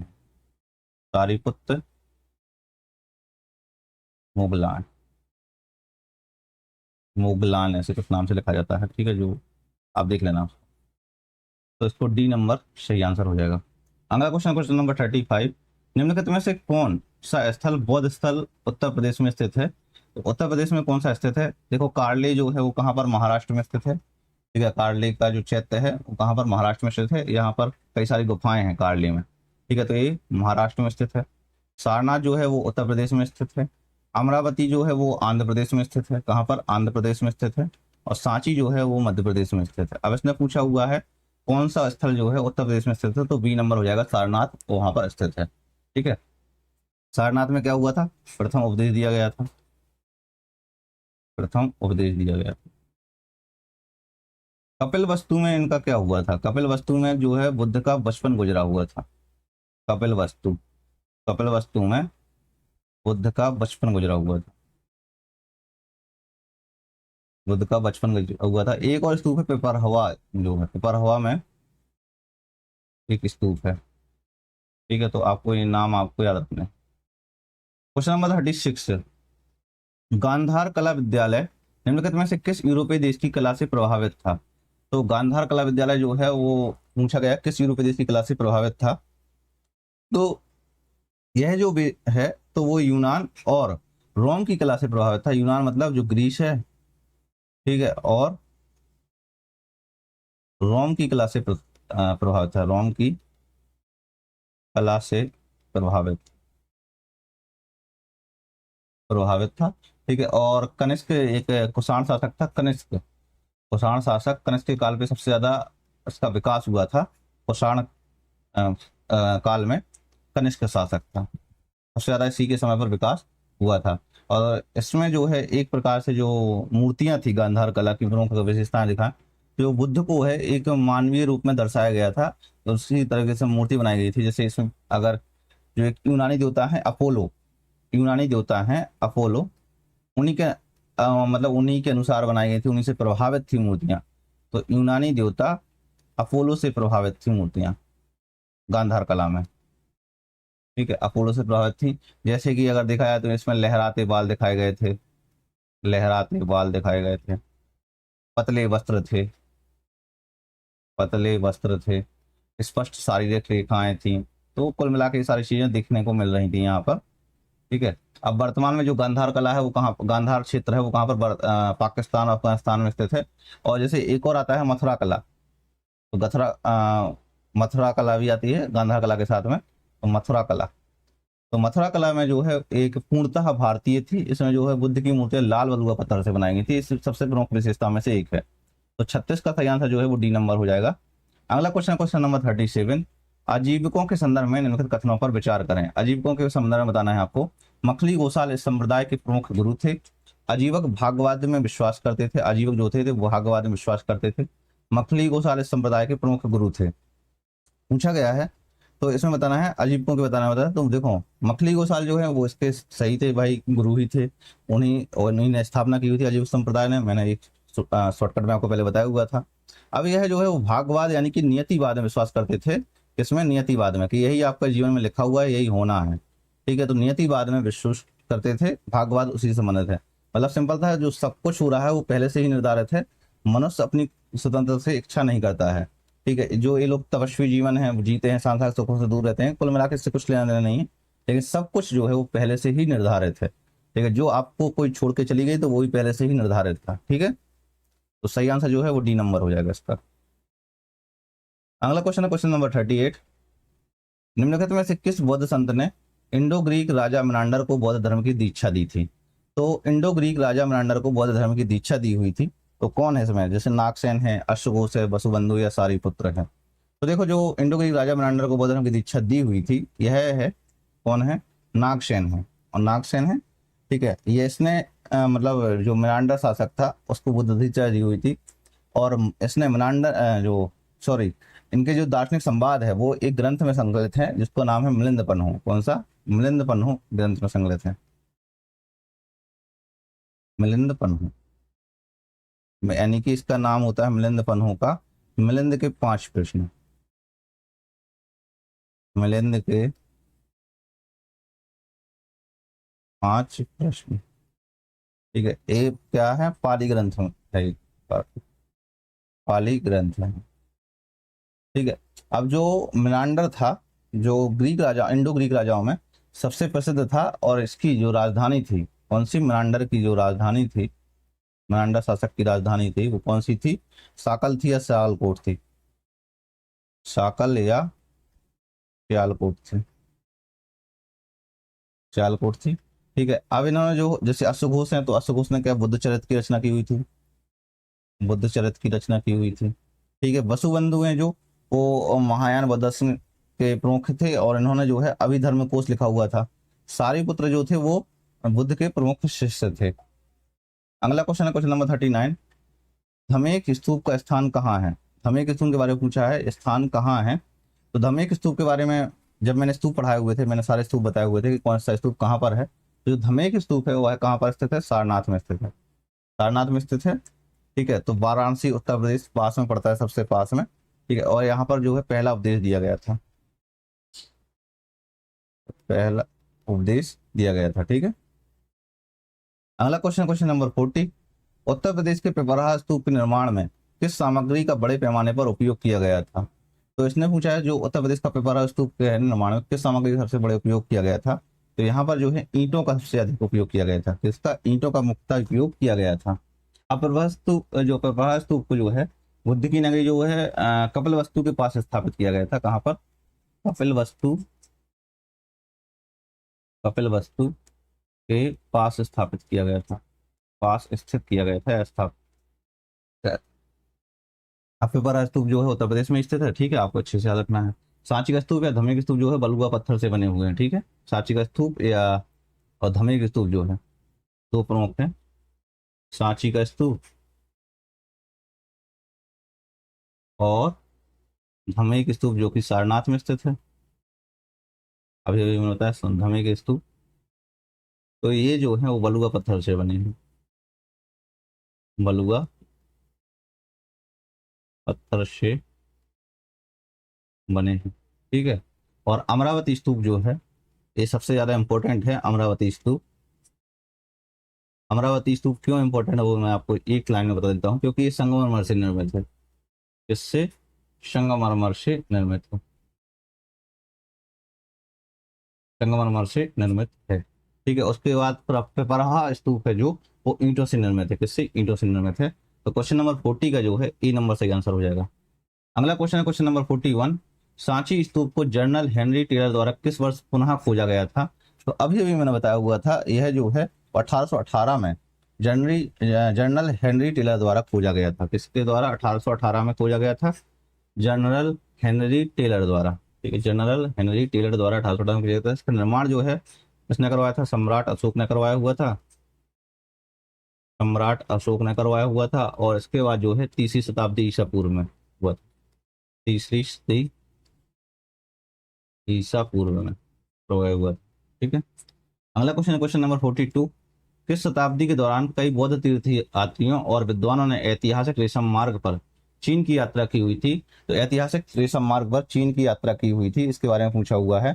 तो यह जो है कई बौद्ध तीर्थयात्रियों ने बुद्ध ऐतिहासिक चीन की यात्रा की हुई थी। तो बेसिकली इसमें एक काल पूछा गया है कि इस बीच में कई सारे अलग अलग लोग आए हुए थे। तो देखो, जो कनिष्क ने जो है भारतीयों के लिए रेशम मार्ग खोल दिया हुआ था, और इसी मार्ग से कह सकते हो पहली, दूसरी और तीसरी सदी ईसा पूर्व में कई सारे बौद्ध यात्री और बौद्ध विद्वान जो हैं वो चीन की यात्रा की हुई थी उन्होंने। ठीक है, तो इसको कह सकते हो सी नंबर सही आंसर हो जाएगा इसके लिए। अब जैसे चीनी यात्री थे जो फाहियान थे, शहनसांग थे, तो फाहियान जो है 399 से 414 ईस्वी के आसपास आया था। हैंसांग जो था वो 629 से लेकर 645 ईस्वी के आसपास आया हुआ था। तो एक समय काल था जब ये लोग आए हुए थे। ठीक है, तो इसका सही आंसर जो है वो सी नंबर हो जाएगा। अगला क्वेश्चन, क्वेश्चन नंबर 43। भरत स्तूप की खोज किसने की हुई थी? अभी मैंने बताया हुआ था भरत स्तूप के बारे में। तो इसकी जो खोज है वो अलेक्जेंडर कनिंघम ने की हुई थी 1873 में। ठीक है, और यह कहाँ पर स्थित है? मध्य प्रदेश सतना जिले में स्थित। मध्य प्रदेश के सतना जिले में स्थित है। सतना जिले में स्थित है। ठीक है, अलेक्जेंडर कनिंघम को जो है भारतीय पुरातत्व का जनक कहा जाता है। भारतीय पुरातत्व का जनक कहा जाता है। ठीक है, इसको अच्छे से याद रखना है। और यही जो है भारतीय पुरातत्व सर्वेक्षण के प्रथम निदेशक थे, प्रथम महानिदेशक थे। तो भारतीय पुरातत्व सर्वेक्षण के प्रथम महानिदेशक, प्रथम महानिदेशक, प्रथम महानिदेशक थे। तो इसका सही आंसर जो है वो बी नंबर हो जाएगा। अगला क्वेश्चन है क्वेश्चन नंबर 44। तक्षशिला में चीरा टोपे स्तूप की खुदाई किसने की थी? चीरा टोपे स्तूप, इसका नाम अगर आप ना ये पहली बार सुन रहे होंगे, हालांकि ये एमटीएस में पूछा गया था 2024 में। ठीक है, अब जो तक्षशिला है वर्तमान में कहाँ पर? पाकिस्तान में स्थित है। तो हम अपनी ज्यादातर पाक की हिस्ट्री तो पढ़ते नहीं है कि पाकिस्तान में क्या स्थित है, लेकिन हमें कुछ चीजें पढ़ना जरूरी है। अब जो तक्षशिला पाकिस्तान में स्थित है वो चीरा टोपे स्तूप स्थित है। ठीक है, इसको धर्मराजिक स्तूप भी बोलते हैं। क्या बोलते हैं? धर्मराजिक स्तूप भी बोलते हैं। धर्मराजिक स्तूप भी बोलते हैं। ठीक है, और इसकी खुदाई जो है वो किसने करवाई हुई थी? जॉन मॉर्सल ने करवाई हुई थी। जॉन मॉर्सल ने करवाई थी। ठीक है, और यही जो है कह सकते हैं जॉन मॉर्सल थे भारतीय पुरातत्व सर्वेक्षण के निदेशक थे। और कब थे जॉन मॉर्सल जो है भारतीय पुरातत्व सर्वेक्षण के महानिदेशक, यानी कि एएसआई के महानिदेशक थे। कब से कब तक? 1902 से लेकर 1928 तक। 1902 से लेकर 1928 तक। ठीक है, तो इसका सही आंसर जो हो जाएगा वो हो जाएगा सी नंबर सही आंसर हो जाएगा। ठीक है, अब बाकी इन्होंने क्या है, मोहनजोदड़ो हो गया, हड़प्पा हो गया, उन सबकी खुदाई करवाई थी, उन्हीं के नेतृत्व में सब कुछ हुआ था ये। ठीक है, आप देख रहे हो 1902 से 1928 के बीच में हुआ था। ठीक है, अब यहाँ पर देखो जेम्स प्रिंसिप है। तो इन्होंने जो है अशोक के शिलालेख हो, यानी कि जो ब्राह्मणी लिपि है उसको पढ़ा हुआ था। तो ब्राह्मणी लिपि को पढ़ा हुआ था। ब्राह्मणी लिपि है जो बाएं से दाएं लिखी जाती है, बाएं से दाएं लिखी जाती है। ठीक है, अब इन्होंने जो जेम्स प्रिंसिप ने है एक बुक लिखी हुई थी, history of British India. A history of British India, British India book लिखी हुई थी। ठीक है, अगला क्वेश्चन, क्वेश्चन नंबर 45। सांची के महास्तूप में दिशा सूचक यंत्र के मुख्य बिंदुओं पर कितने प्रवेश द्वार हैं जिन्हें तोरण के नाम से जाना जाता है? तो सांची के स्तूप के बारे में पूछा हुआ है। कि दिशा सूचक यंत्र के जो मुख्य बिंदु हैं उन पर कितने प्रवेश द्वार हैं? आई थिंक मैंने बताया तो नहीं है, बट इसमें जो प्रवेश द्वार हैं उसमें 4 प्रवेश द्वार, कितने? 4 प्रवेश द्वार हैं। अब इन जो तोरण द्वार बने हुए हैं इन पर कई सारी जातक कथाओं के दृश्य हो गए, बुद्ध के जीवन की घटनाएं हो गए और विभिन्न पशु पक्षियों की नक्काशी इस पर बनाई गई थी। ठीक है, अब जो तोरणों का निर्माण है, सो सबसे पहले शुंग वंश में हुआ है और सातवाहनों में हुआ है, सातवाहन वंश के दौरान हुआ है। ठीक है, अगला क्वेश्चन है क्वेश्चन नंबर 46। निम्नलिखित में से कौन बुद्ध का समकालीन था लेकिन उसे धर्म का पहला संस्थापक नहीं माना जाता था? तो बुद्ध के समकालीन के बारे में पूछा हुआ है, लेकिन जो है मतलब धर्म का पहला संस्थापक नहीं माना जाता था, ये पूछा हुआ है। अब जैसे ऋषभनाथ हैं या ऋषभ देव हैं, वो और तो ये तो संस्थापक थे। ठीक है, ऋषभ देव जो है वो जैन धर्म के संस्थापक थे। आदिनाथ पहले तीर्थंकर ही माने जाते हैं, तो ये तो नहीं होगा। भद्रबाहु हैं भाई, वो तो ये बाद में आए हैं, हीनयान संप्रदाय से संबंधित थे, तो ये भी नहीं है। और मतलब और अरिष्टनेमी है, तो अरिष्टनेमी तो है ही नहीं, अरिष्टनेमी भी गलत हो जाएगा। ठीक है, अरिष्टनेमी कह सकते हैं 22वें तीर्थंकर थे। कितने? 22वें तीर्थंकर थे। क्यों गलत हो जाएगा? इसलिए गलत हो जाएगा क्योंकि 22वें तीर्थंकर थे। ठीक है, और इनके नाम जो है ऋषभदेव और अरिष्टनेमी, इनका उल्लेख जो है कह सकते हैं वेदों में भी मिलता है, ऋग्वेद में भी मिलता है। ठीक है, अब जैसे भद्रबाहु ने तो इन्होंने एक रचना की हुई थी कल्पसूत्र की। ठीक है, और ये हैं जो 22 महावीर स्वामी जो हैं वो 24वें तीर्थंकर थे। ठीक है, जैन धर्म के संस्थापक नहीं थे। ठीक है, और लगभग जो है 6वीं सदी के समथिंग थे। ठीक है, मैंने पूछा था समकालीन थे, तो बी नंबर सही आंसर हो जाएगा इसका। अगला क्वेश्चन है क्वेश्चन नंबर 47। चैत्र एवं विहारों का निर्माण किस धर्म के भिक्षुओं के लिए किया गया था? तो अभी अभी तो बताया हुआ था ये, मैंने कि नहीं बताया हुआ था? अगर आप अच्छे से पढ़ रहे होगे, सुन रहे होगे ध्यान से, तो आपको पता होगा। तो यह जो है वो बौद्ध धर्म से संबंधित है। अगर जो बिहार है वो भिक्षुओं का निवास स्थान होता था, ध्यान कक्ष होता था। अब अगर कुछ चैत्य गुफाएं देखी जाएं, तो मैंने शायद तक पहले भी बताई हुई थी प्रसिद्ध चैत्य गुफाएं, लेकिन फिर भी आपको बता देता हूँ क्योंकि ऐसी चीजें कई बार पूछी जाती हैं। जैसे कार्ले में है चैत्य गुफाएं, कार्ले महाराष्ट्र में। ठीक है, इसके अलावा अजंता में है जो कि महाराष्ट्र में ही पड़ता है। ठीक है, इसके अलावा बेडसा है, बेडसा महाराष्ट्र में ही पड़ता है। और उसमें सबसे फेमस जो है वो कार्ली की चैत्य गुफाएं हैं। ठीक है, और कुछ प्रसिद्ध अगर बिहार देखे जाएं, आज का जो बिहार है वो प्रसिद्ध ही है। ठीक है, प्रसिद्ध बिहार है जैसे नालंदा हो गया, नालंदा बिहार में स्थित था। तक्षशिला है, विक्रमशिला हो गया, विक्रमशिला है। और बल्लभी जो कि गुजरात में स्थित है, बल्लभी जो कि गुजरात में स्थित है। और विक्रमशिला कहाँ पर? बिहार में स्थित है। तक्षशिला वर्तमान में कहाँ पर? पाकिस्तान में स्थित है। अगला क्वेश्चन क्वेश्चन नंबर 48। बौद्ध भिक्षुओं के लिए निर्मित लोमस ऋषि गुफा किस राज्य में स्थित है? तो लोमस ऋषि गुफा के बारे में पूछा हुआ है या कहाँ पर स्थित है? जो लोमस ऋषि गुफा है वो बिहार की जो बराबर की पहाड़ियां हैं जहानाबाद जिले में, वहां पर स्थित है। कहाँ पर? तो बिहार में तो स्थित है ही है, तो डी नंबर सही आंसर इसका हो जाएगा। और यह है बिहार की बराबर पहाड़ियों में, बराबर पहाड़ियों में जहानाबाद जिले में स्थित है, जहानाबाद जिले में स्थित है। ठीक है, और यह जो गुफा है मौर्य काल में निर्मित है। यह गुफा है जो बराबर पहाड़ियों की गुफा है, मौर्य काल में निर्मित, मौर्य काल में निर्मित है। ठीक है, और अशोक के उत्तराधिकारी था दशरथ, उसने निर्माण है, अशोक का जो पौत्र था उसने निर्माण करवाया हुआ था। और इससे जो है अजीवक भिक्षुओं को दान दे दी थी। ठीक है, अगला क्वेश्चन क्वेश्चन नंबर 49। जैन धर्म के संदर्भ में निम्नलिखित कथनों पर विचार करना है। अब जैन धर्म के संदर्भ आपको संदर्भ बताना है। वर्तमान जो वर्धमान महावीर हैं ने जुम्बिक ग्राम नगर के बाहर ऋजुपालका नदी के तट पर समागा नामक गृह स्वामी के क्षेत्र में केवल ज्ञान प्राप्त किया हुआ था। बात एकदम सही है भाई, एकदम सत्य है, कोई भी इशू नहीं है इसमें। लगभग 42 वर्ष की उम्र में इनको ज्ञान की प्राप्ति हुई थी, 42 वर्ष की आयु में केवल की प्राप्ति हुई थी, एकदम सत्य है ये वाला।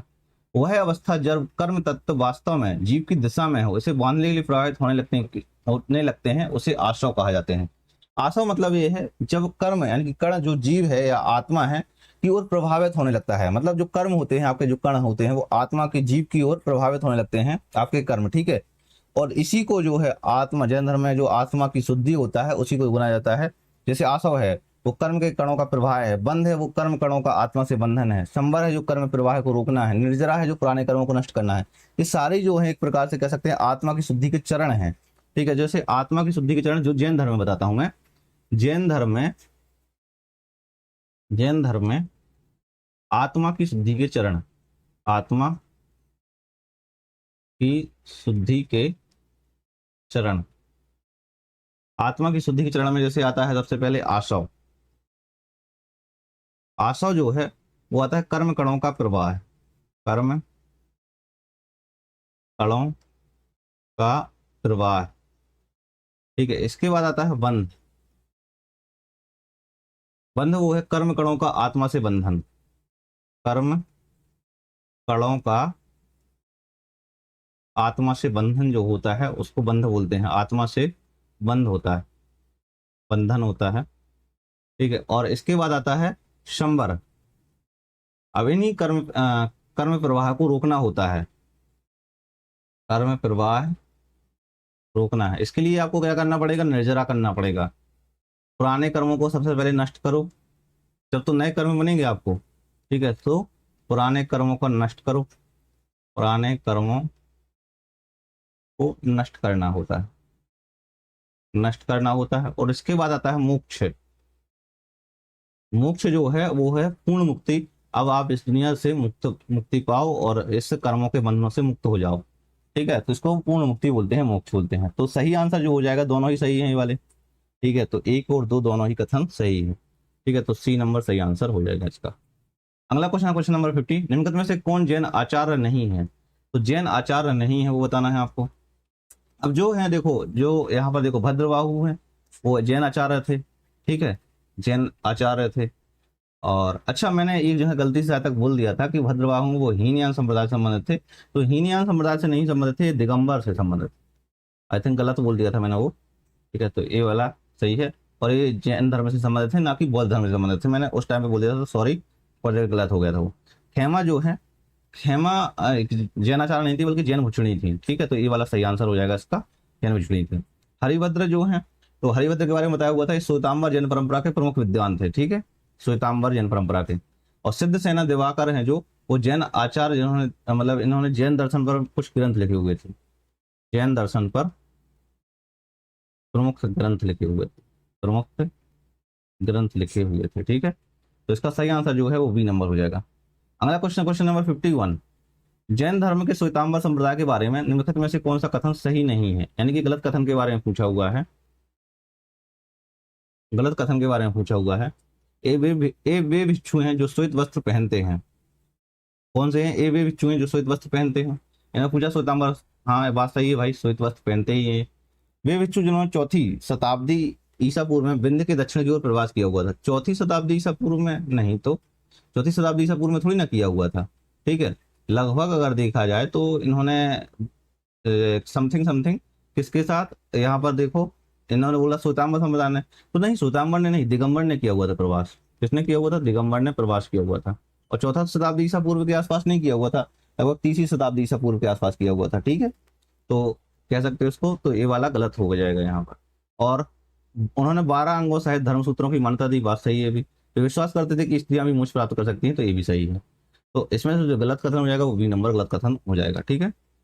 अगला क्वेश्चन, क्वेश्चन नंबर 52, जैन परंपरा के अनुसार प्रथम जैन तीर्थकर कौन थे? तो प्रथम जैन तीर्थकर के बारे में पूछा हुआ है, कौन थे? तो जो प्रथम जैन तीर्थकर थे वो थे ऋषभदेव। कौन थे? ऋषभदेव थे। तो ए नंबर सही आंसर इसका हो जाएगा, ठीक है। ऋषभदेव को आदिनाथ भी बोला जाता है, आदिनाथ भी बोला हुआ जाता है, ठीक है। और इनका जो जन्म है वो कहाँ पर हुआ था? अयोध्या में हुआ था, अयोध्या में जन्म हुआ था। इनका जो प्रतीक है, प्रतीक क्या था? बैल था, प्रतीक बैल था। तो सही आंसर जो है वो ए नंबर हो जाए। अगला क्वेश्चन, क्वेश्चन नंबर 53, जैन धर्म में निम्नलिखित में से कौन सा त्रिरत्न का भाग नहीं है? तो त्रिरत्न का भाग नहीं है, इसके बारे में पूछा हुआ है। सम्यक पंच महाव्रत, सम्यक ज्ञान, सम्यक चरित्र, सम्यक दर्शन। तो इसमें पूछा हुआ त्रिरत्न का भाग नहीं है। अब जो पंच महाव्रत जैसा कुछ भी है नहीं है, ठीक है, कौन सा पंच महाव्रत जैसा कुछ भी नहीं है, तो ये वाला गलत आ जाएगा और यही वाला सही है। ठीक है, अब इसमें जो है सम्यक ज्ञान में जैसे सही सही ज्ञान हो गया, सही ज्ञान हो गया, सम्यक दर्शन उसमें हो गया सही विश्वास या श्रद्धा हो गया, और सही क्या बोला था, सही विश्वास, सही विश्वास, ठीक है, और सम्यक चरित्र मतलब हो गया है आपका क्या बोल सकते हैं, सही आचरण, सही आचरण। ठीक है, तो ए नंबर सही आंसर हो जाएगा इसका। अगला क्वेश्चन, क्वेश्चन नंबर 54।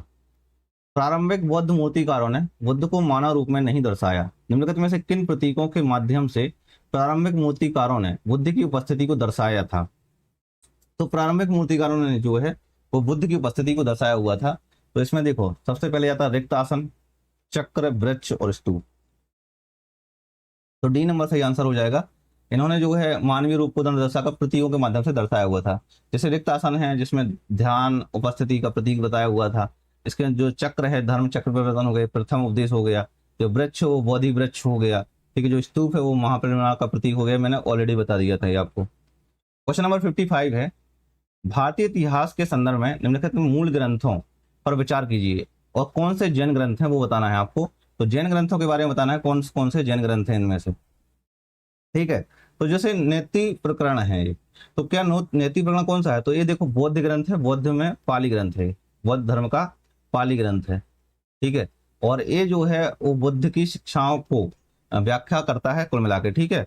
और इसके अलावा जो अवदान शतक आता है, अवदान शतक ये भी बौद्ध ग्रंथ है, बौद्ध ग्रंथ है और संस्कृत में है लेकिन, ठीक है, संस्कृत में है अवदान शतक। और जो परिशिष्ट पर्वन है ये आचार्य हेमचंद्र द्वारा रचित हुआ था, तो हेमचंद्र द्वारा रचित हुआ था। और यह जो है चंद्रगुप्त मौर्य और जैन धर्म पर आधारित है, ठीक है। तो इसका ए वाला सही हो जाएगा, दूसरा जैन धर्म से संबंधित है, ठीक है। और त्रिषष्टि लक्षण महापुराण है जो, ये भी आचार्य जिनसेन द्वारा रचित था, ठीक है। आचार्य जिनसेन द्वारा। आपने एक चीज नोटिस की हो, मैं जो जैन आचार बता रहा होता हूँ या वो बता रहा था, उनको आचार शब्द का प्रयोग करता था तो इनको आचार ही बोला जाता था, ठीक है।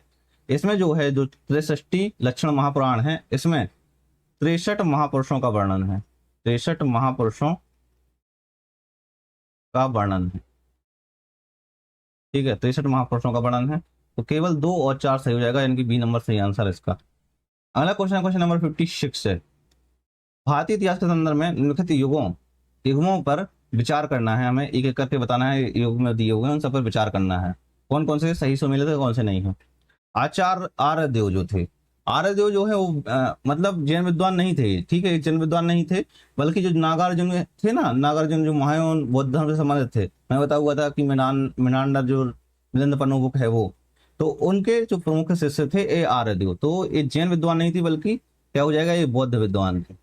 तो ये वाला जो है वो गलत हो जाएगा। दिग्नांग जो थे, दिग्नांग वो है एक प्रकार के कह सकते हैं बौद्ध भिक्षु ही थे, ठीक है, क्या थे, बौद्ध भिक्षु ही थे। इन्होंने न्याय और तर्कशास्त्र प्रमुख मतलब वो दिए हुए विचार दिए हुए थे, तो इनको बौद्ध न्याय का जनक बोला जाता है, तो ये तो सही हो जाएगा।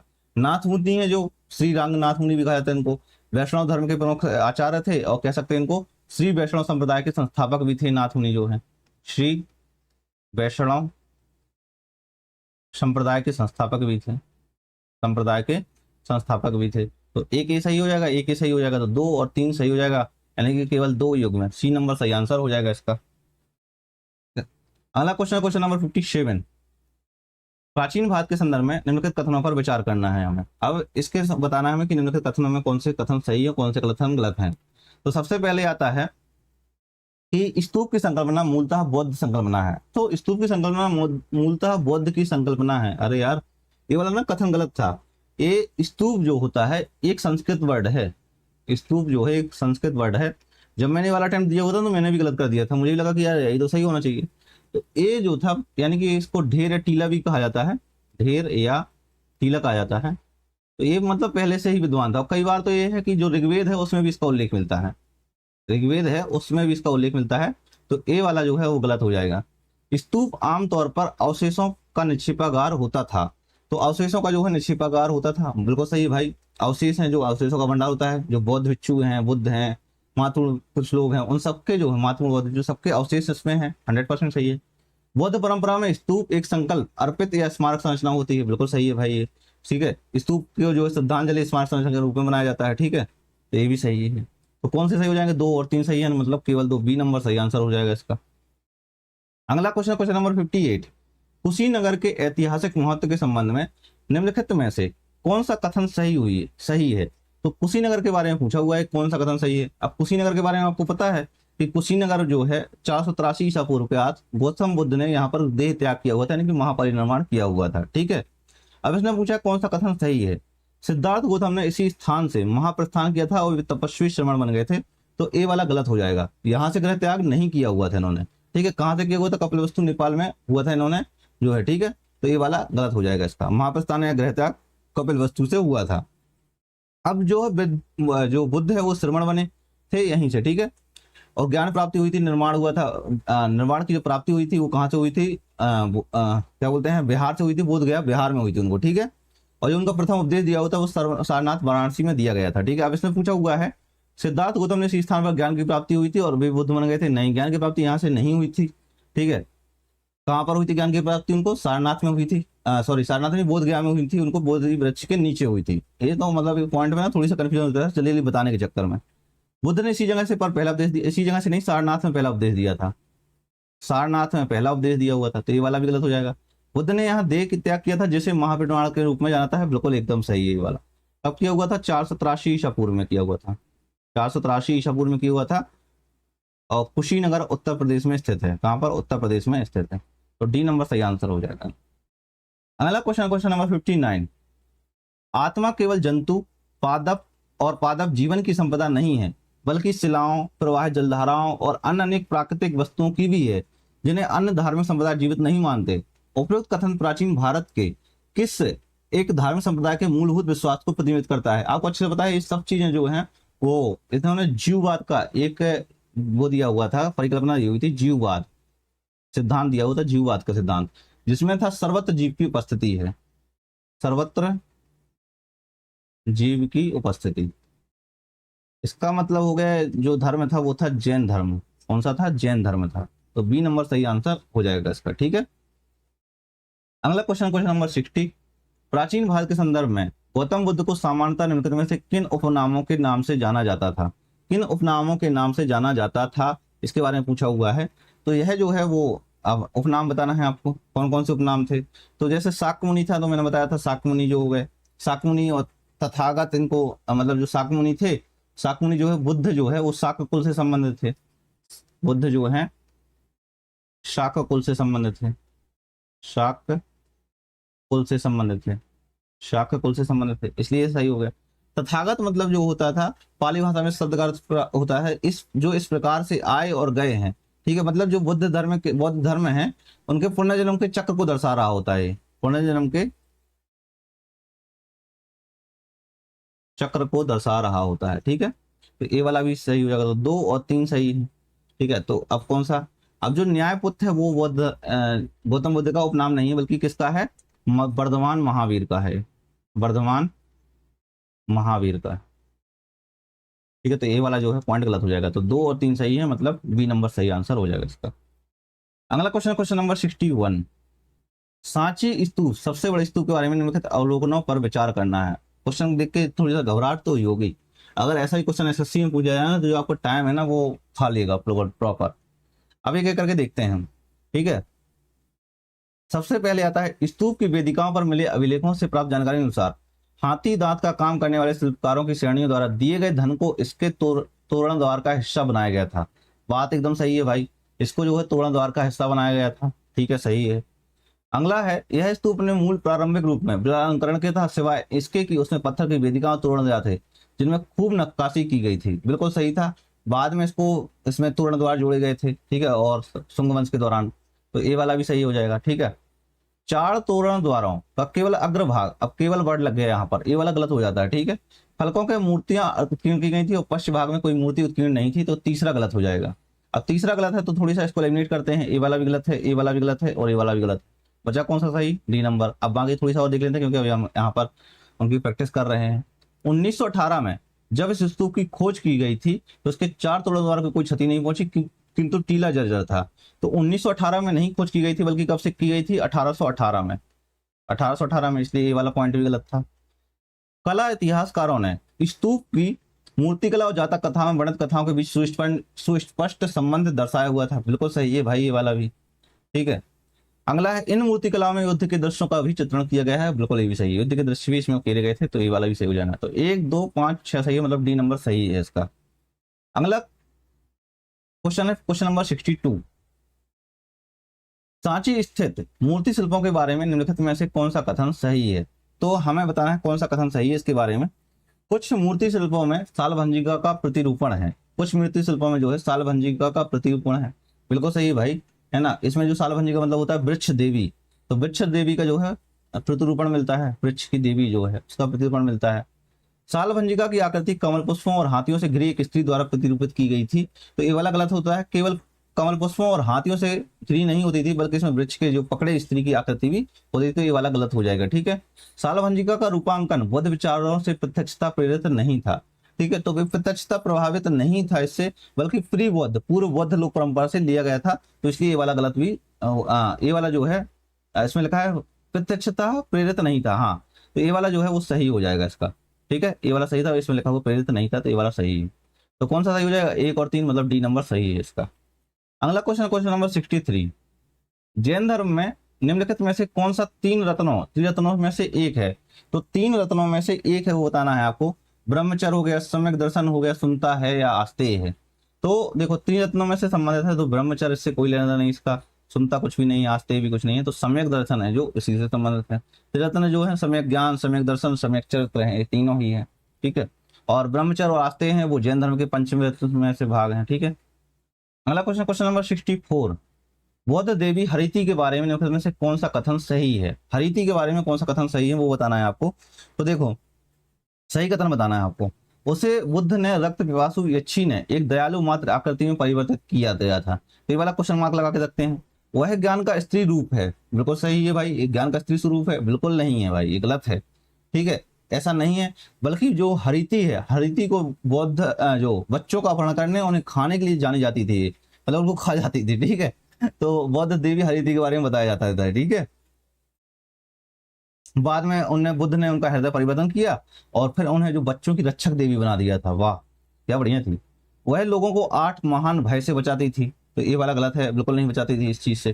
ठीक है, और वह भोर से जुड़ी हुई एक योद्धा देवी थी, तो ये भी गलत हो जाएगा। अब देखो, जो प्रमुख देवियों के बारे में अगर हम बता दें थोड़ी सा आपको, प्रमुख देवियां, बौद्ध देवियां, सबसे पहले आती है प्रज्ञा पारमिता।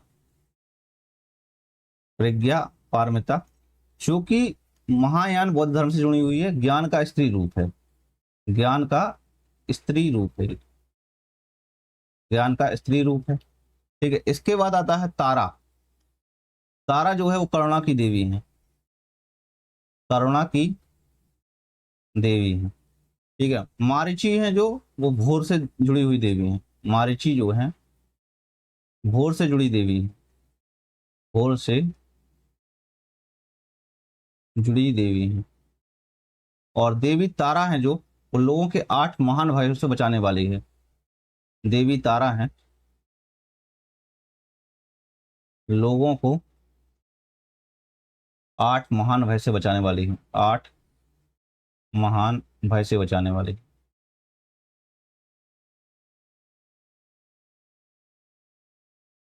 तो इसको देवी तारा कहते हैं। इसके अलावा एक और आती है वज्र योगिनी। वज्र योगिनी, तो वज्र योगिनी जो है वो तांत्रिक बौद्ध परंपरा से की देवी है, तांत्रिक बौद्ध परंपरा की देवी, परंपरा की देवी। ठीक है, तो इसका जो सही आंसर हो जाएगा, अब इसने पूछा उसे बुद्ध की रक्त पिपासु यक्षी में एक दयालु दयालु थोड़ी ना था यार, ये तो गलत हो जाएगा। तो यही मतलब यही सही आंसर हो जाएगा। ठीक है, परिवर्तित कर दिया गया था, मतलब हाँ अच्छा, तो बुद्ध ने रक्त पिपासु यक्षी से, रक्त पिपासु मतलब पहले वो बच्चों को खाती थी, अपहरण करती थी, तो उसको दयालु मात्र आकृति में परिवर्तित कर दिया गया था, मतलब उसका परिवर्तन कर दिया था, उसको बच्चों के रक्षक में परिवर्तित कर दिया गया था। तो ये नंबर सही आंसर हो जाएगा, इसमें सही पूछा हुआ था। ठीक है, तो देखो हमने टोटल क्वेश्चन 64 कर लिए हैं। और अगर अभी तक आपने रैंक अप PYQ के बैच के बारे में नहीं सोचा है तो आप सोच सकते हैं कि आपको ये ज्वाइन करना चाहिए या नहीं करना चाहिए। ये आपकी एक वो है कि आपको किस तरीके से तैयारी करनी है और किस तरीके से नहीं करनी है। मेरा देखो, अगर मैं होता इस जगह पे तो मैं 100% इस बैच को लेकर तैयारी करता, क्योंकि आपको सारी क्लासेस का एक्सेस एक साथ में मिल जाता है, एक जगह पे मिल जाता है। इसके अलावा आप प्रैक्टिस कर सकते हैं आप सारे प्रश्नों की। ठीक है, तो इसके लिए सिंपल है, आपको एक कूपन कोड यूज करना है PYQ50, और यह बैच जो है आपको 149 में मिल जाएगा, 149 में मिल जाएगा। इसके लिए आपको साथ में डेडिकेशन डाउट सपोर्टेड है, तो आप डेडिकेटेड मुझसे डायरेक्टली क्वेश्चन पूछ सकते हैं। वहाँ पर ऐप में सुविधा है उसकी, तो आप वहाँ से भी डायरेक्टली क्वेश्चन पूछ सकते हैं। बाकी जो फ्री वाले बच्चे हैं वो प्राइम GS प्रैक्टिसपीडिया का भी एक्सेस ले सकते हैं, और आप प्राइम एकेडमी आपको डाउनलोड कर सकते हैं। कोई भी क्वेरीज होगी तो आप व्हाट्सएप भी मुझे कर सकते हैं और ईमेल भी कर सकते हैं। बाकी आप लगातार हमारे साथ जुड़े रहें, क्लासेस को देखते रहें और लेक्चर्स को फॉलो करते रहें। मिलते हैं नेक्स्ट वीडियो में। जय हिंद, जय भारत।